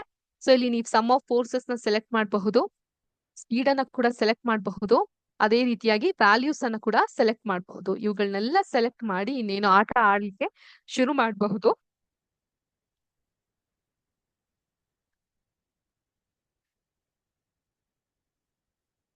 ಸೊ ಈ ಆಟವನ್ನು ಹೇಗೆ ಅಂದ್ರೆ, ಒಂದು ವಸ್ತುವಿನ ತಳ್ಳುವಿಕೆ ಅಥವಾ ಎಳೆತವನ್ನ ನಾವು ಬಲ ಅಂತ ಹೇಳ್ತೀವಲ್ವಾ, the force of motion. So ಬಲ ಅಂತ ಕರಿತೀವಿ ಒಂದು ವಸ್ತುವನ್ನ ತಳ್ಳೋದು ಅಥವಾ ಎಳೆಯೋದು. ಈಗ ಪರಸ್ಪರ ಸಂವಹನ ನಡೆಸುವಂತಹ ವಸ್ತುಗಳಿಂದ ತಳ್ಳುವಿಕೆ ಮತ್ತು ಎಳೆತ ಬರುತ್ತೆ. ಏನಾಗುತ್ತೆ, ಈಗ ನಾವು ಸಾಮಾನ್ಯವಾಗಿ ಒಂದು ಬಾಲ್ ಇತ್ತು, ಬಾಲ್ ಅನ್ನ ಸ್ವಲ್ಪ ದೂರ ತಳ್ಳಿದಾಗ ಏನಾಗುತ್ತೆ, ಸ್ವಲ್ಪ ದೂರ ಆ ಮೂವ್ಮೆಂಟ್ ಹೋಗಿ ಅಲ್ಲಿ ಅದು ಸ್ಟಾಪ್ ಆಗುತ್ತೆ ಅಲ್ವಾ? ಸೊ ಅಂದ್ರೆ ಅಷ್ಟು ಬಲವಾಗಿ ನಾವು ತಳ್ಳಿಲ್ಲ ಅಂತ ಆಗತ್ತಲ್ಲಿ. ಸೊ ಇಲ್ಲಿ ಬಲವನ್ನ ಸೂಚಿಸಲು ಹಿಗ್ಗಿಸುವಿಕೆ ಮತ್ತು ಹಿಂಡುವಿಕೆಯಂತಹ ಪದವನ್ನು ಸಹ ನಾವು ಬಳಸಬಹುದು. ಭೌತಶಾಸ್ತ್ರದಲ್ಲಿ ಬಲವನ್ನ ನಾವು ಈ ರೀತಿಯಾಗಿ ಹೇಳ್ತೀವಿ: ದ್ರವ್ಯರಾಶಿ ಹೊಂದಿರುವ ವಸ್ತುವಿನ ಮೇಲೆ ತಳ್ಳುವಿಕೆ ಅಥವಾ ಎಳೆತ ಅದರ ವೇಗವನ್ನ ಬದಲಾಯಿಸುವಂತೆ ಮಾಡುತ್ತೆ. ಸೊ ಅದನ್ನ ಕೂಡ ನಾವು ಬಲ ಅಂತ ಕರಿತೀವಿ. ಬಲವು ದೇಹದ ವಿಶ್ರಾಂತಿ ಅಥವಾ ಚಲನೆಯ ಸ್ಥಿತಿಯನ್ನ ಬದಲಾಯಿಸುವಂತಹ ಸಾಮರ್ಥ್ಯವನ್ನ ಹೊಂದಿರುತ್ತೆ. ಬಾಹ್ಯ ಏಜೆಂಟ್ ಆಗಿದೆ ಅದು. ಇದು ಒಂದು ಪರಿಮಾಣ, ಮೆಷರ್ಮೆಂಟ್ ಮತ್ತು ದಿಕ್ಕನ್ನ ಕೂಡ ಹೊಂದಿರುತ್ತೆ. ಒಂದು ಮೂವ್ಮೆಂಟ್ ಮತ್ತು ಅದರದೇ ಆದಂತಹ ಡೈರೆಕ್ಷನ್ ಸಹ ಹೊಂದಿರುತ್ತೆ. ಬಲವನ್ನ ಅನ್ವಯಿಸುವ ದಿಕ್ಕನ್ನ ಬಲದ ದಿಕ್ಕು ಅಂತೀವಿ.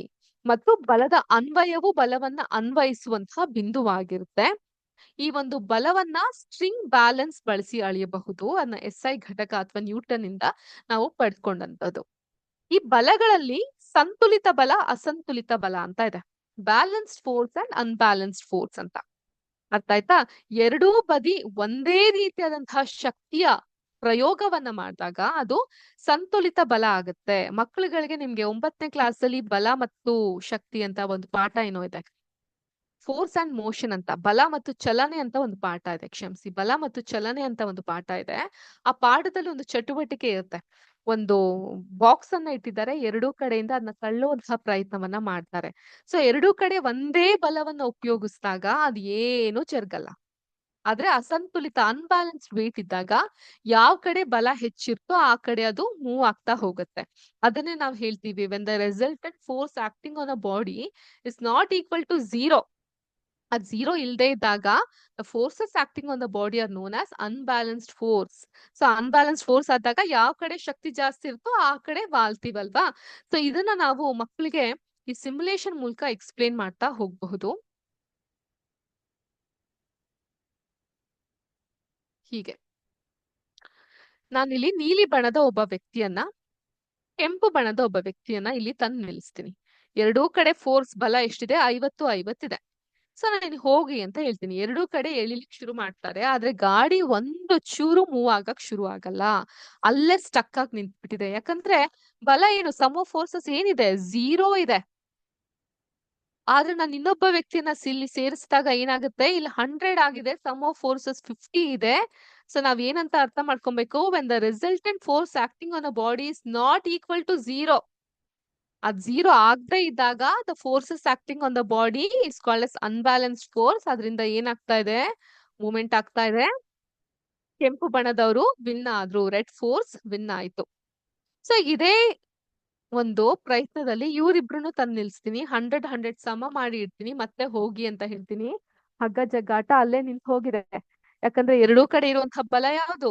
ಸಂತುಲಿತ ಬಲ, ಬ್ಯಾಲೆನ್ಸ್ಡ್ ಫೋರ್ಸ್ ಇದ್ದಾಗ ಯಾವುದೇ ರೀತಿಯಾದಂತಹ ಮೂವ್ಮೆಂಟ್ ಅನ್ನ ನಾವು ಕಾಣ್ಲಿಕ್ಕೆ ಸಾಧ್ಯ ಇಲ್ಲ. ಅದು ಅನ್ಬ್ಯಾಲೆನ್ಸ್ ಫೋರ್ಸ್ ಆದಾಗ ಮಾತ್ರ ಸಾಧ್ಯ. ಇನ್ನೂ ಒಬ್ಬ ವ್ಯಕ್ತಿಯನ್ನ ತಂದು ನಿಲ್ಲಿಸಿದಾಗ ಆತ ಎಳಿಯಕ್ಕೆ ಶುರು ಮಾಡಿದ ತಕ್ಷಣ ಈ ಒಂದು ಚಾಕ್ಲೇಟ್ ಕ್ಯಾಂಡೀಸ್ ಆ ಕಡೆ ಹೋಗಿ ನೀಲಿ ಬಣ್ಣದವರು ಗೆಲ್ಲೋ ಹಾಗೆ ಆಗತ್ತೆ. ಅರ್ಥ ಆಯ್ತಾ? ಸೊ ಈ ರೀತಿಯಾಗಿ ನಾವು left force, right force, sum of force ಗಳನ್ನ ನೋಡಬಹುದು. ಮಕ್ಕಳಿಗೆ ಈ ರೀತಿಯಾಗಿ ಇವನನ್ನ ತಂದು ನಿಲ್ಸಿದ್ರು ಕೂಡ ದೇರ್ ಇಸ್ ನೋ ಮೂವ್ಮೆಂಟ್. ಇನ್ನೊಬ್ಬನ ತಂದು ನಿಲ್ಸಿದಾಗ ಈ ಕಡೆ ಮೂವ್ಮೆಂಟ್ ಆಗ್ತಾ ಇದೆ. ಆಬ್ವಿಯಸ್ಲಿ ಕೆಂಪು ಬಣ್ಣದವರು ಗೆಲ್ತಾರೆ. ಸ್ಪೀಡ್ ಅನ್ನ ಕೂಡ ನಾವು ಲೆಕ್ಕ ಹಾಕಿ ನೋಡಬಹುದು, ಎಷ್ಟು ಸ್ಪೀಡ್ ಆಗಿ ಆಗ್ತಾ ಇದೆ ಅಂತ ಅಂದ್ಬಿಟ್ಟು. ಸೊ ಆ ರೀತಿಯಾಗಿ ನಾವು ಈ ಬಣಗಳ, ಕೆಂಪು ಮತ್ತು ನೀಲಿ ಬಣಗಳ ನಡುವೆ ಯಾವ ರೀತಿ ಹಗ್ಗ ಜಗ್ಗಾಟ ಆಗ್ಲಿಕ್ಕೆ ಶುರುವಾಯ್ತು ಅನ್ನೋದನ್ನ ಕೂಡ ನಾವು ಗಮನಿಸ್ತಾ ಬರಬಹುದು. ಸೊ ಇದೇ ರೀತಿ ಇದು ಫೋರ್ಸಸ್ ಆಯ್ತು. ಮೋಷನ್, ಮೂವ್ಮೆಂಟ್ ಅಲ್ಲೂ ಕೂಡ ಇಲ್ಲಿ ಒಬ್ಬ ವ್ಯಕ್ತಿ ಇದ್ದಾನೆ, ಇಲ್ಲೊಂದು ಪೆಟ್ಟಿಗೆ ಇದೆ, ವ್ಯಾಲ್ಯೂನ ಗಮನಿಸಬಹುದು, ಮಾಸಸ್ ಇದೆ, ಸ್ಪೀಡ್ ಇದೆ, ಸ್ಟಾಪ್ ವಾಚ್ ಇದೆ. 50 kg ತೂಕ ಇರುತ್ತೆ. ಅದನ್ನ ತಳ್ಳು ಅಂದ್ರೆ ಅಪ್ಲೈಡ್ ಫೋರ್ಸ್ ಇಂದ ಆತ ತಳ್ಳಿಕ್ಕೆ ಸಾಧ್ಯ ಆಗ್ತಾ ಇದೆ, ಆರಾಮಾಗಿ ಅದು ಮೂವ್ಮೆಂಟ್ ಆಗ್ತಾ ಇದೆ ಈ ಸ್ಪೀಡ್ ಅಲ್ಲಿ. ಆದ್ರೆ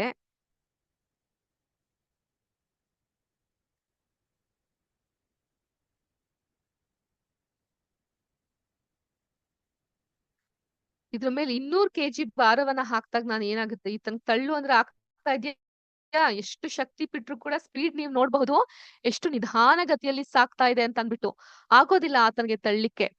ಸೊ ಆದ್ರಿಂದ ಇದನ್ನ ಕೂಡ ನಾವು ಗಮನಿಸ್ಬಿಟ್ಟು ಮಕ್ಕಳಿಗೆ ಹೇಳ್ಕೊಡ್ಲಿಕ್ಕೆ ಉಪಯೋಗಿಸ್ಕೊಂತ ಬರಬಹುದು. ಅದೇ ರೀತಿ ಈ ಒಂದು ಭಾರವಾದ ವಸ್ತು ಮೇಲೆ ಒಂದು ಮಗು ಕೂತಿದೆ. ಮಗು ಕೂತಿದನ್ ತಳ್ಳು ಅಂತ ಹೇಳಿದ್ರು ಕೂಡ ಅಪ್ಲೈಡ್ ಫೋರ್ಸ್ ಏನಾಗ್ತದೆ, ಸ್ಪೀಡ್ ಅನ್ನು ನೀವು ಗಮನಿಸಬಹುದು, ಆಗ್ತಾ ಇಲ್ಲ ಸ್ಪೀಡ್ ನ, ಇಷ್ಟಾಗಿ ತಳ್ಳಬಹುದು. ಅದೇ ಇಲ್ಲಿ ಒಂದು 80 kg ತೂಕದ ವ್ಯಕ್ತಿ ಇದ್ದಾರೆ ಅಂತ ಭಾವಿಸಿ. 50 kg ಮೇಲೆ 80 kg ಮತ್ತೆ ಆತ ತಳ್ಳಿಕ್ಕೆ ಪ್ರಯತ್ನ ಪಡ್ತಾನೆ. ನೋಡಿ ಎಷ್ಟು ಕಷ್ಟಪಟ್ರು ಸ್ಪೀಡ್ ಆ ನಂತರದಲ್ಲಿ ಮ್ಯಾಚ್ ಮಾಡ್ಲಿಕ್ಕೆ ಆಗ್ತಿದೆ. ಈಗ ತಕ್ಷಣ ಬಿಟ್ಟ ತಕ್ಷಣ ಅವ್ನು ಹಾರ್ ಹೋಗ್ಬಿಡ್ತಾನೆ. ಇದು ಆ ರೀತಿಯಾಗಿ ಮೂವ್ ಆಗ್ತಾ ಹೋಗುತ್ತೆ. ಇದನ್ನು ಕೂಡ ಬಹಳ ಒಂದು ಐಡಿಯಲ್ ಆಗಿ ಮಕ್ಕಳಿಗೆ ಪಾಠವನ್ನ ಮಾಡ್ಲಿಕ್ಕೆ ಇದನ್ನ ಬಳಸಬಹುದು. ಇದ್ರಲ್ಲೇ ಫ್ರಿಕ್ಷನ್ ಅಂತ ಬರುತ್ತೆ, ಘರ್ಷಣೆ ಅಂತ ಒಂದು ಪಾಠ ಇದೆ ನಮ್ಗೆ ವಿಜ್ಞಾನದಲ್ಲಿ. ಆ ಘರ್ಷಣೆ ಅನ್ನೋ ಪಾಠಕ್ಕೂ ಕೂಡ ಇದು ಉಪಯೋಗ ಆಗೋ ಹಾಗೆ ನಾವು ಮಕ್ಕಳಿಗೆ ತೋರಿಸ್ತಾ ಹೋಗ್ಬಹುದು. ಇಲ್ಲಿ ಫ್ರಿಕ್ಷನ್ ಅನ್ನ ಕಾಣಬಹುದು, ಘರ್ಷಣೆಯನ್ನ ನಿಧಾನವಾಗಿ ನೀವು ಅಬ್ಸರ್ವ್ ಮಾಡಿದ್ರೆ ಕಾಣ್ತಾ ಹೋಗ್ಬಹುದು.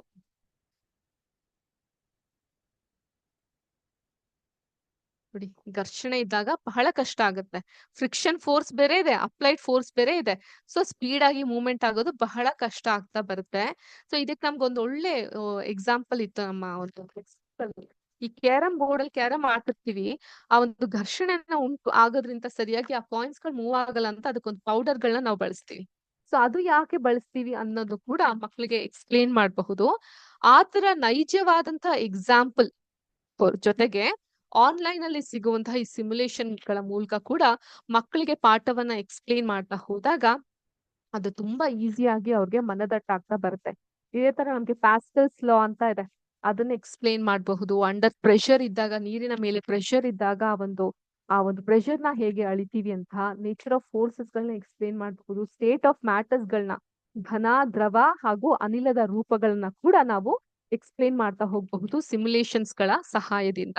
ಸೊ ಈ ರೀತಿಯಾಗಿ ಒಟ್ಟು ಇವತ್ತಿನ ಕ್ಲಾಸ್ ಅಲ್ಲಿ ಒಂದು 5 ಸಿಮ್ಯುಲೇಷನ್ ನಾವು ಅರ್ಥ ಮಾಡ್ಕೊಳ್ಳುವಂತಹ ಪ್ರಯತ್ನ ಪಟ್ವಿ ಈ ಒಂದು 1/4 ಗಂಟೆಯ ಸಮಯದಲ್ಲಿ. ಸೊ ಇವತ್ತಿನ ಕ್ಲಾಸ್ ನಲ್ಲಿ ನಾವು ಮೊದಲನೇದಾಗಿ ಬಲದ ಬಗ್ಗೆ ತಿಳ್ಕೊಂತ ಕ್ಷಮಿಸಿ, ಫೋರ್ಸಸ್ ಈಗ ನಾವು ಕಲ್ತಿದ್ದು, ಫಸ್ಟ್ ನಾವು ಕಲ್ತಿದ್ ಬಂದು ಡಿಫ್ರೆಂಟ್ ಫಾರ್ಮ್ಸ್ ಆಫ್ ಎನರ್ಜಿ ಬಗ್ಗೆ ನಾವು ಕಲಿತಾ ಹೋದ್ವಿ. ಹಲವು ರೂಪದಲ್ಲಿ ಇರುವಂತಹ ಶಕ್ತಿ, ಹೇಗೆ ಶಕ್ತಿಯನ್ನ ಒಂದು ರೂಪದಿಂದ ಮತ್ತೊಂದು ರೂಪಕ್ಕೆ ರೂಪಾಂತರ ಮಾಡ್ತಾ ಹೋಗಬಹುದು ಅನ್ನೋದನ್ನ ನಾವು ಸಿಮ್ಯುಲೇಷನ್ ಮೂಲಕ ಕಲಿಯುವಂತಹ ಪ್ರಯತ್ನ ಮಾಡಿದ್ವಿ. ತದ ನಂತರ ಗ್ರೀನ್ ಹೌಸ್ ಎಫೆಕ್ಟ್ ಹೇಳ್ಬೇಕಾದ್ರೆ ಇದೊಂದು ಮರ್ತ್ಬಿಟ್ಟೆ. ಇಂಡಸ್ಟ್ರಿಯಲ್ ರೆವಲ್ಯೂಷನ್ ಏನು 19-20ನೇ ಸೆಂಚುರಿಯ ಸಮಯದಲ್ಲೇ ಆದಂತಹ ಈ ಒಂದು ಕೈಗಾರಿಕಾ ರೆವಲ್ಯೂಷನ್ಸ್ ಗಳು ಏನಾಯ್ತು. ಸೊ ಅದಾದ ನಂತರ ಗ್ರೀನ್ ಹೌಸ್ ಎಫೆಕ್ಟ್ ಜಾಸ್ತಿ ಆಗಿದೆ. ಸೊ ಇನ್ನೂ 30% ಅಷ್ಟು ಜಾಸ್ತಿ ಆಗುತ್ತೆ ಅಂತ ವಿಜ್ಞಾನಿಗಳು ಅದ್ರ ಬಗ್ಗೆ ಸಂದೇಹನ ವ್ಯಕ್ತಪಡಿಸ್ತಾ ಇದ್ದಾರೆ. ಸೊ ನಾವು ಒಂದು ಜವಾಬ್ದಾರಿಯುತವಾದಂತಹ ಸ್ಥಾನದಲ್ಲಿ ಇಟ್ಕೊಂಡು ಮಕ್ಕಳಿಗೆ ಯಾವ ರೀತಿಯಾಗಿ ನಾವು ಸಸ್ಟೈನಬಲ್ ಆಗಿ ಇರ್ಬೇಕು, ಪರಿಸರಕ್ಕೆ ಒಂದು ಸಂವೇದನಶೀಲತೆಯಿಂದ ನಾವು ಹೇಗ್ ನಡ್ಕೊಳ್ಬಹುದು ಅನ್ನೋದು ಕೂಡ ಈ ಒಂದು ಸಿಮ್ಯುಲೇಷನ್ಸ್ ಗಳ ಮೂಲಕ ಎಕ್ಸ್‌ಪ್ಲೇನ್ ಮಾಡ್ತಾ ಹೋಗಬಹುದು. ಅಂಡ್ ಪಿಎಚ್ ಒಂದು ಆರೋಗ್ಯಕರವಾದಂತಹ ದೇಹಕ್ಕೆ ಆಗ್ಲೇ ಹೇಳ್ತಾ ಇದ್ದೆ. ಮೆಟಬಾಲಿಸಂ ಅಂದ್ರೆ ಉಪಾಚಯ ಪ್ರಕ್ರಿಯೆ ನಿರ್ದಿಷ್ಟ ಪ್ರಮಾಣದಲ್ಲಿ ನಡಿಬೇಕು ಅಂತ ಹೇಳಿದ್ರೆ, ಆರೋಗ್ಯವಂತ ದೇಹದ ಪ್ರಧಾನ ಲಕ್ಷಣ ಅಂತ ಹೇಳಿದ್ರೆ ಪಿಎಚ್ ಸರಿಯಾಗಿ ಇರ್ಬೇಕು.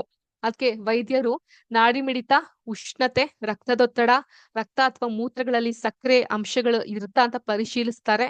ಹಾಗೆ ಕೆಲವೊಂದು ಸಂದರ್ಭಗಳಲ್ಲಿ ದೇಹದಿಂದ ಹೊರಸೂಸುವಂತಹ ಬೆವರು ಅಥವಾ ಮೂತ್ರದ ಆಮ್ಲೀಯವಾಗಿದ್ಯಾ ಅಥವಾ ಕ್ಷಾರೀಯವಾಗಿದ್ಯಾ ಅನ್ನುವಂಥ ಅಂಶವನ್ನು ಕೂಡ ಗಣನೆಗೆ ತೆಗೆದುಕೊಂತಾರೆ. ಈ blood checkup, complete body checkup ಅಂತೆಲ್ಲ ಮಾಡಿಸ್ತೀವಿ. ಅಂತ ಸಮಯದಲ್ಲಿ ಈ ಹೈಡ್ರೋಜನ್ ಪೊಟೆನ್ಶಿಯಾಲಿಟಿ ಪಿಎಚ್ ಲೆವೆಲ್ ನಮ್ಮ ದೇಹದಲ್ಲಿ ಎಷ್ಟಿದೆ ಅಥವಾ ಅದು ಕಮ್ಮಿ ಆಗಿದ್ರೆ ಏನು, ಜಾಸ್ತಿ ಆಗಿದ್ರೆ ಏನು, ಅದ್ರಿಂದ ಏನೇನ್ ಸಮಸ್ಯೆಗಳು ಉಂಟಾಗುತ್ತೆ ಅನ್ನೋದನ್ನ ಕೂಡ ನಾವು ಮಕ್ಕಳಿಗೆ ಎಕ್ಸ್‌ಪ್ಲೇನ್ ಮಾಡ್ತಾ ಬರಬಹುದು. ಅದೇ ರೀತಿಲಿ ಕಲರ್ ವಿಷನ್ ಬಣ್ಣಗಳು ಯಾವ ರೀತಿ ಸೃಷ್ಟಿಸಲ್ಪಡ್ತು, ನಮ್ಮ ಕಣ್ಣುಗಳು ಹೇಗೆ ಬಣ್ಣಗಳನ್ನ ಗ್ರಹಿಸುತ್ತೆ ಅನ್ನೋದನ್ನ ಹೇಳ್ಬಹುದು. ಜೊತೆಗೆ ಇವಾಗ ನಾವು ಕಲ್ತಂತಹ ಬ್ಯಾಲೆನ್ಸ್ ಫೋರ್ಸ್, ಅನ್‌ಬ್ಯಾಲೆನ್ಸ್ಡ್ ಫೋರ್ಸ್, ಸಂತುಲಿತ ಬಲಗಳು, ಅಸಂತುಲಿತ ಬಲಗಳು ಇವುಗಳನ್ನ ಕುರಿತು ಕೂಡ ನಾವು ಕ್ಲಾಸ್‌ನಲ್ಲಿ ಕಲಿತಾ ಹೋದ್ವಿ ಸಿಮ್ಯುಲೇಷನ್‌ಗಳ ಮೂಲಕ. ಇದು ನಿಮ್ಗೆ ಸಹಾಯಕ ಆಯ್ತು ಅಂತ ನಾನು ಭಾವಿಸ್ತೀನಿ. ಯಾರಿಗಾದ್ರೂ ಏನಾದ್ರೂ ಸಂಶಯಗಳಿದ್ರಲ್ಲಿ ಅಥವಾ ಇವತ್ತಿನ ಕ್ಲಾಸ್ ನಿಮ್ಗೆ ಹೆಲ್ಪ್‌ಫುಲ್ ಆಯ್ತು ಅಂತ ಅನ್ಸಿದ್ರೆ, ಅಥವಾ ಇನ್ನೂ ಏನಾದ್ರೂ ಇಂಪ್ರೂವ್ ಮಾಡ್ಕೊಬೇಕು, ನೀವು ಸ್ವಲ್ಪ ನಿಧಾನವಾಗಿ ಹೇಳ್ಬೇಕು ಅಥವಾ ಇನ್ನೊಂದ್ ಸ್ವಲ್ಪ ಫಾಸ್ಟ್ ಆಗಿ ಮೂವ್ ಆಗ್ಬಹುದು, ನಾವ್ ಶಿಕ್ಷಕರಲ್ವಾ ನಮ್ಗೆ ಈಸಿಯಾಗಿ ಅರ್ಥ ಆಗುತ್ತೆ ಅಂತ ಅನ್ಸಿದ್ರೆ ದಯವಿಟ್ಟು ನಿಮ್ಮ ಫೀಡ್‌ಬ್ಯಾಕ್ ಅನ್ನ, ಅನಿಸಿಕೆ, ಅಭಿಪ್ರಾಯಗಳನ್ನ ನೀವು ಅನ್ಮ್ಯೂಟ್ ಮಾಡಿ ನಮ್ಗೆ ತಿಳಿಸಬಹುದು ಅಥವಾ ಚಾಟ್ ಬಾಕ್ಸ್ ಮೂಲಕ ನಮ್ಗೆ ಇಲ್ಲಿ ತಿಳಿಸಬಹುದು. ಕೇಳಲಿಕ್ಕೆ ನಮಗೂ ಕೂಡ ಖುಷಿ ಆಗುತ್ತೆ. And we are welcome for the feedback. ದಯವಿಟ್ಟು ನಿಮ್ಮ ಫೀಡ್‌ಬ್ಯಾಕ್‌ಗಳನ್ನ, ಅನಿಸಿಕೆ, ಅಭಿಪ್ರಾಯಗಳನ್ನ ತಿಳಿಸಿ. So Lokesh sir, kindly unmute the participants so that they can express their feedback.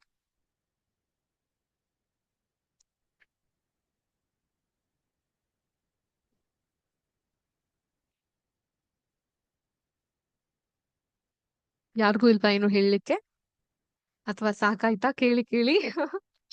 So ನಿಮ್ಗೆಲ್ಲರಿಗೂ ಗೊತ್ತಿರುತ್ತೆ, ಶಿಕ್ಷಕರಾಗಿ ಒಂದು ಫೀಡ್‌ಬ್ಯಾಕ್ ಅನ್ನ, ಅನಿಸಿಕೆ, ಅಭಿಪ್ರಾಯಗಳನ್ನ ಪಡೆದುಕೊಳ್ಳೋದು ಎಷ್ಟು ಮುಖ್ಯ ಆಗುತ್ತೆ ನಮ್ಮ ಒಂದು ಸೆಲ್ಫ್ ಇಂಪ್ರೂವ್‌ಮೆಂಟ್‌ಗೋಸ್ಕರ ಅಥವಾ ನಾವ್ ಯಾವ ಹಂತದಲ್ಲಿ ಇದ್ದೀವಿ ಅಂತ ನಮ್ಗೆ ತಿಳ್ಕೊಳ್ಲಿಕ್ಕೆ ಅದು ಸಹಾಯಕ ಆಗುತ್ತೆ.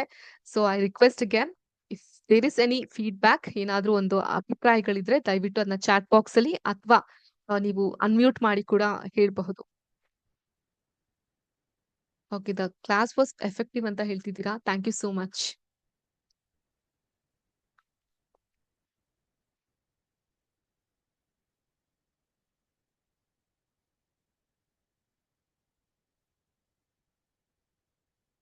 ಅಷ್ಟೇನಾ? ಒಬ್ರಿಗೆ ಅನ್ಸುತ್ತಾ ಕ್ಲಾಸ್ ಎಫೆಕ್ಟಿವ್ ಆಗಿತ್ತು ಅಂತ?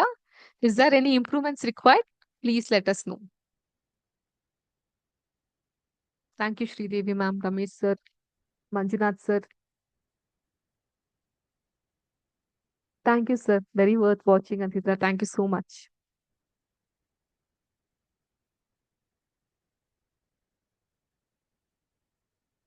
Thank you Raghavendra sir. ಯಾರಿಗಾದ್ರೂ ಏನಾದ್ರು ಸಂಶಯಗಳಿದ್ರೆ ಅದನ್ನು ಕೂಡ ಕೇಳಬಹುದು. ನಾ ಆಗ್ಲೇ ಹೇಳ್ದಂಗೆ ವೆಬ್ಸೈಟ್ ಬಂದು ಪೇಟ್ ಅಂತ, PHET. ಈ ವೆಬ್ಸೈಟ್‌ಗೆ ಲಾಗಿನ್ ಆಗಿ ನೀವು ಫ್ರೀ ಆಗಿರುವಂತಹ ಸಿಮ್ಯುಲೇಷನ್ಸ್‌ಗಳನ್ನ ಶಾಲೆಗಳಲ್ಲಿ ತೋರಿಸ್ತಾ ಹೋಗಬಹುದು ಮಕ್ಕಳಿಗೆ.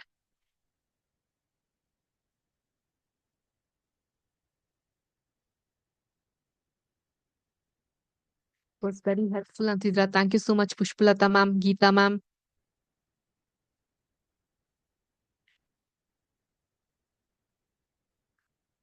ಸೊ ಏನಾದ್ರೂ ಸಂಶಯಗಳು, ಅನುಮಾನಗಳಿದ್ಯಾ? Do you want to ask me any question? Please feel free to open up.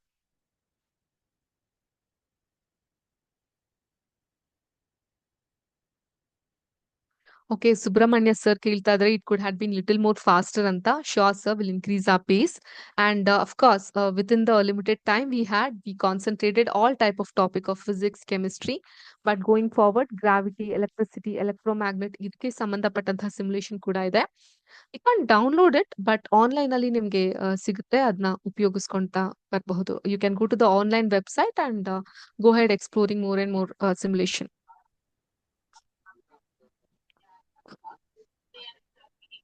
They are talking. Yes. Yes. Is there any input? So I heard someone unmuting. He's playing the guitar. Guitar. No, my Sarah and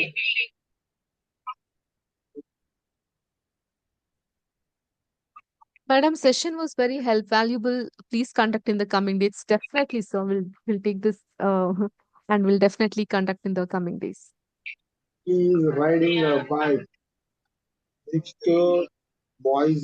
Website name is PATE. PHET ಹೌದು PATE. Type ಮಾಡಿ ಮಾಡ್ಕೊಳೋದು ನಮ್ಮ ಹೆಸರ school ಅದು ಮಾಡಿ ಮಾಡ್ಕೊ ಏನು? Okay, sir. Do you have something to tell? I have seen you unmuted.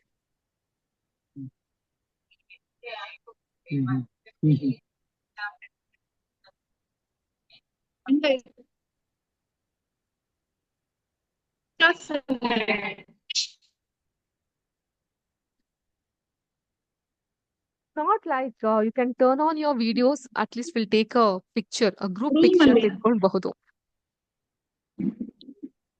So it's good, nice to see all of you.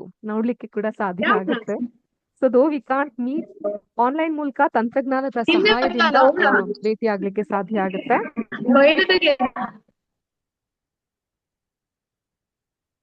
Can we have some group photos? Can you all please turn on the camera?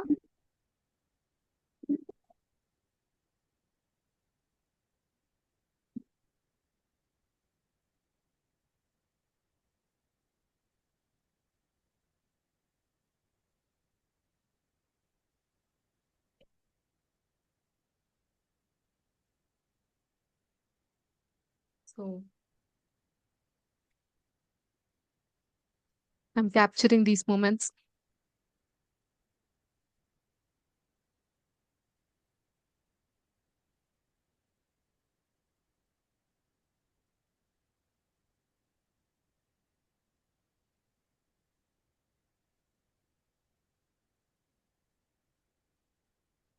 Website name is PATE. I'll just put it in the chat box. PATE, and we also have OLAPS. You can get the free simulation, the use of these three websites as of now. If there is any, we'll definitely let you know. So in the coming days, let us do more and more classes so that would be effective. So ಈ ಸಮಯದಲ್ಲಿ ನೀವು ಸಮಯ ಮಾಡ್ಕೊಂಡು ನಮ್ಗೆ ಕೂಡ ಅವಕಾಶ ಕೊಟ್ಟಿದ್ದಕ್ಕೆ ತುಂಬಾ ತುಂಬಾ ಧನ್ಯವಾದಗಳು. ಸೊ ಇನ್ನೇನಾದ್ರೂ ಫೀಡ್ಬ್ಯಾಕ್ ಗಳಿದ್ರೆ ದಯವಿಟ್ಟು ಅನ್ಮ್ಯೂಟ್ ಮಾಡಿ ನೀವು ಹೇಳ್ಬಹುದು. Will wait for another 5 minutes. ತಾವು ನೀಡಿದ ಚಟುವಟಿಕೆಗಳು ಮಕ್ಕಳು ಅರ್ಥ ಮಾಡ್ಕೊಳ್ಳಕ್ಕೆ ಸುಲಭವಾಗಿದೆ ಅಂತ ಹೇಳ್ತಿದ್ರ ನಂಜನಗೌಡ ಅವರು. ಧನ್ಯವಾದಗಳು ಸರ್. ಅಂಡ್ ಸ್ಟೆಮ್ ಸಿಮ್ಯುಲೇಷನ್ ಸಹ ಇದೆ ಅಂತ ಹೇಳ್ತಿದ್ರ. Okay, will have a look at it ma'am, ಮೇಘನಾ ಮ್ಯಾಮ್. ಸೊ ಧನ್ಯವಾದಗಳು. ಬಿಕಾಸ್ ಮಕ್ಕಳಿಗೆ ಈ ರೀತಿ ಚಟುವಟಿಕೆಗಳು ಕೊಟ್ಟಾಗ ಸೊ ಅವರ ಒಂದು ಕಲಿಕೆಯ ಒಂದು ಸ್ಪೀಡ್ ಕೂಡ ನಾವು ಇನ್ಕ್ರೀಸ್ ಮಾಡ್ತಾ ಬರಬಹುದು. ನಾವು ಕೂಡ ಬಹಳ ಇಂಟರಾಕ್ಟ್ ಮಾಡ್ಲಿಕ್ಕೆ ಸಾಧ್ಯ ಆಗುತ್ತೆ. So with the help of technology we can learn more and more. ಅದು ಬರ್ತದೆ so photo.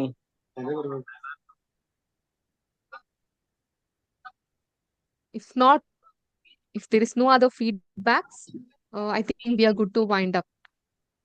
Thank you so much. ಧನ್ಯವಾದಗಳು ತಮ್ಮೆಲ್ಲರ ಸಮಯಕ್ಕೆ, ನಮಗೋಸ್ಕರ ಸಮಯ ನೀಡಕ್ಕೆ. ಸೊ ಗ್ರೂಪ್ ಫೋಟೋಕ್ಕೆ ಯಾರು ರೆಡಿ ಇಲ್ಲ ಅಂತ ಅನ್ಸುತ್ತೆ.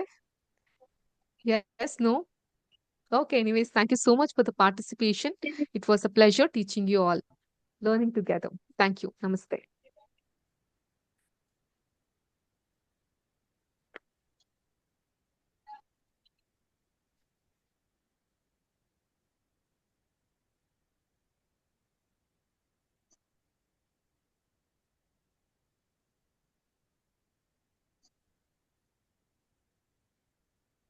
Thank you, Arvind ma'am. Arvind sir, sorry, Madhu ma'am. Thank you so much.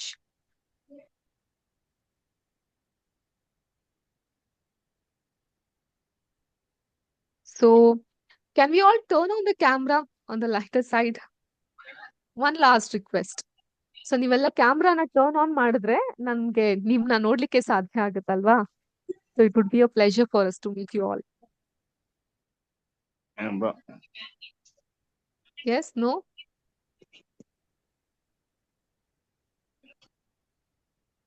Thank you. ದಾಗೆ ದೀಪಾ ನರಸಿಂಹಮೂರ್ತಿ. ಕ್ಯಾಮ್ರಾ ಆನ್ ಮಾಡ್ಲಿಕ್ಕೆ ಆಗ್ತಿಲ್ವಾ? Lokesh sir, can you please give them the access to turn on the video? ಮಾಡ್ರಿ video ತೋರ್ಸ್ರಿ ಪಾಪ ಅವ್ರಿಗೆ. ಅಲ್ಲತ್ತಿನ ನೋಡೋಣ. ಆಗ್ತಾ ಇಲ್ವಾ? ಓಕೆ. ಅದೇ ಮಾಡಿದ್ದೆ. ಲೋಕೇಶ್ ಸರ್, ಪ್ಲೀಸ್ ಸ್ವಲ್ಪ Okay, thank you. ಕ್ಯಾಮ್ರಾನ ಆನ್ ಮಾಡ್ಲಿಕ್ಕೆ madam. ಹೆಲ್ಪ್ ಮಾಡಿ. ನಮ್ ಡೆವಾಪ್ಸ್ ಹೆಸರು ಲೋಕೇಶ್ ಅಂತ, ಅವ್ರಿಗೆ ಹೇಳ್ತಾ ಇದ್ದೆ. ಬಂದ್ರಿ.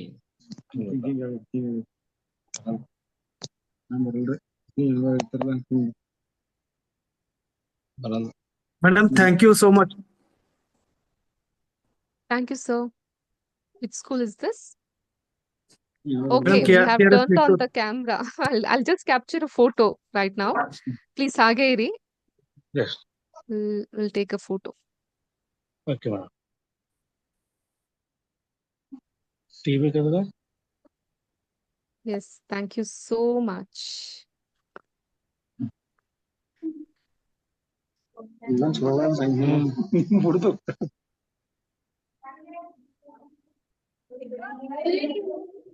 Thank you so much for your valuable time. Have a good day, rest of the day. Have a Thank you, nice ma'am. day. Thank you. Thank you. Thank you, sir. Thank Thank you, you. madam. Thank you. Thank you. Lokesh sir, we are good to close. Okay, madam. Thank you. ಹೆಸರು ಒಂದೊಂದ್ ಮಾಡಿ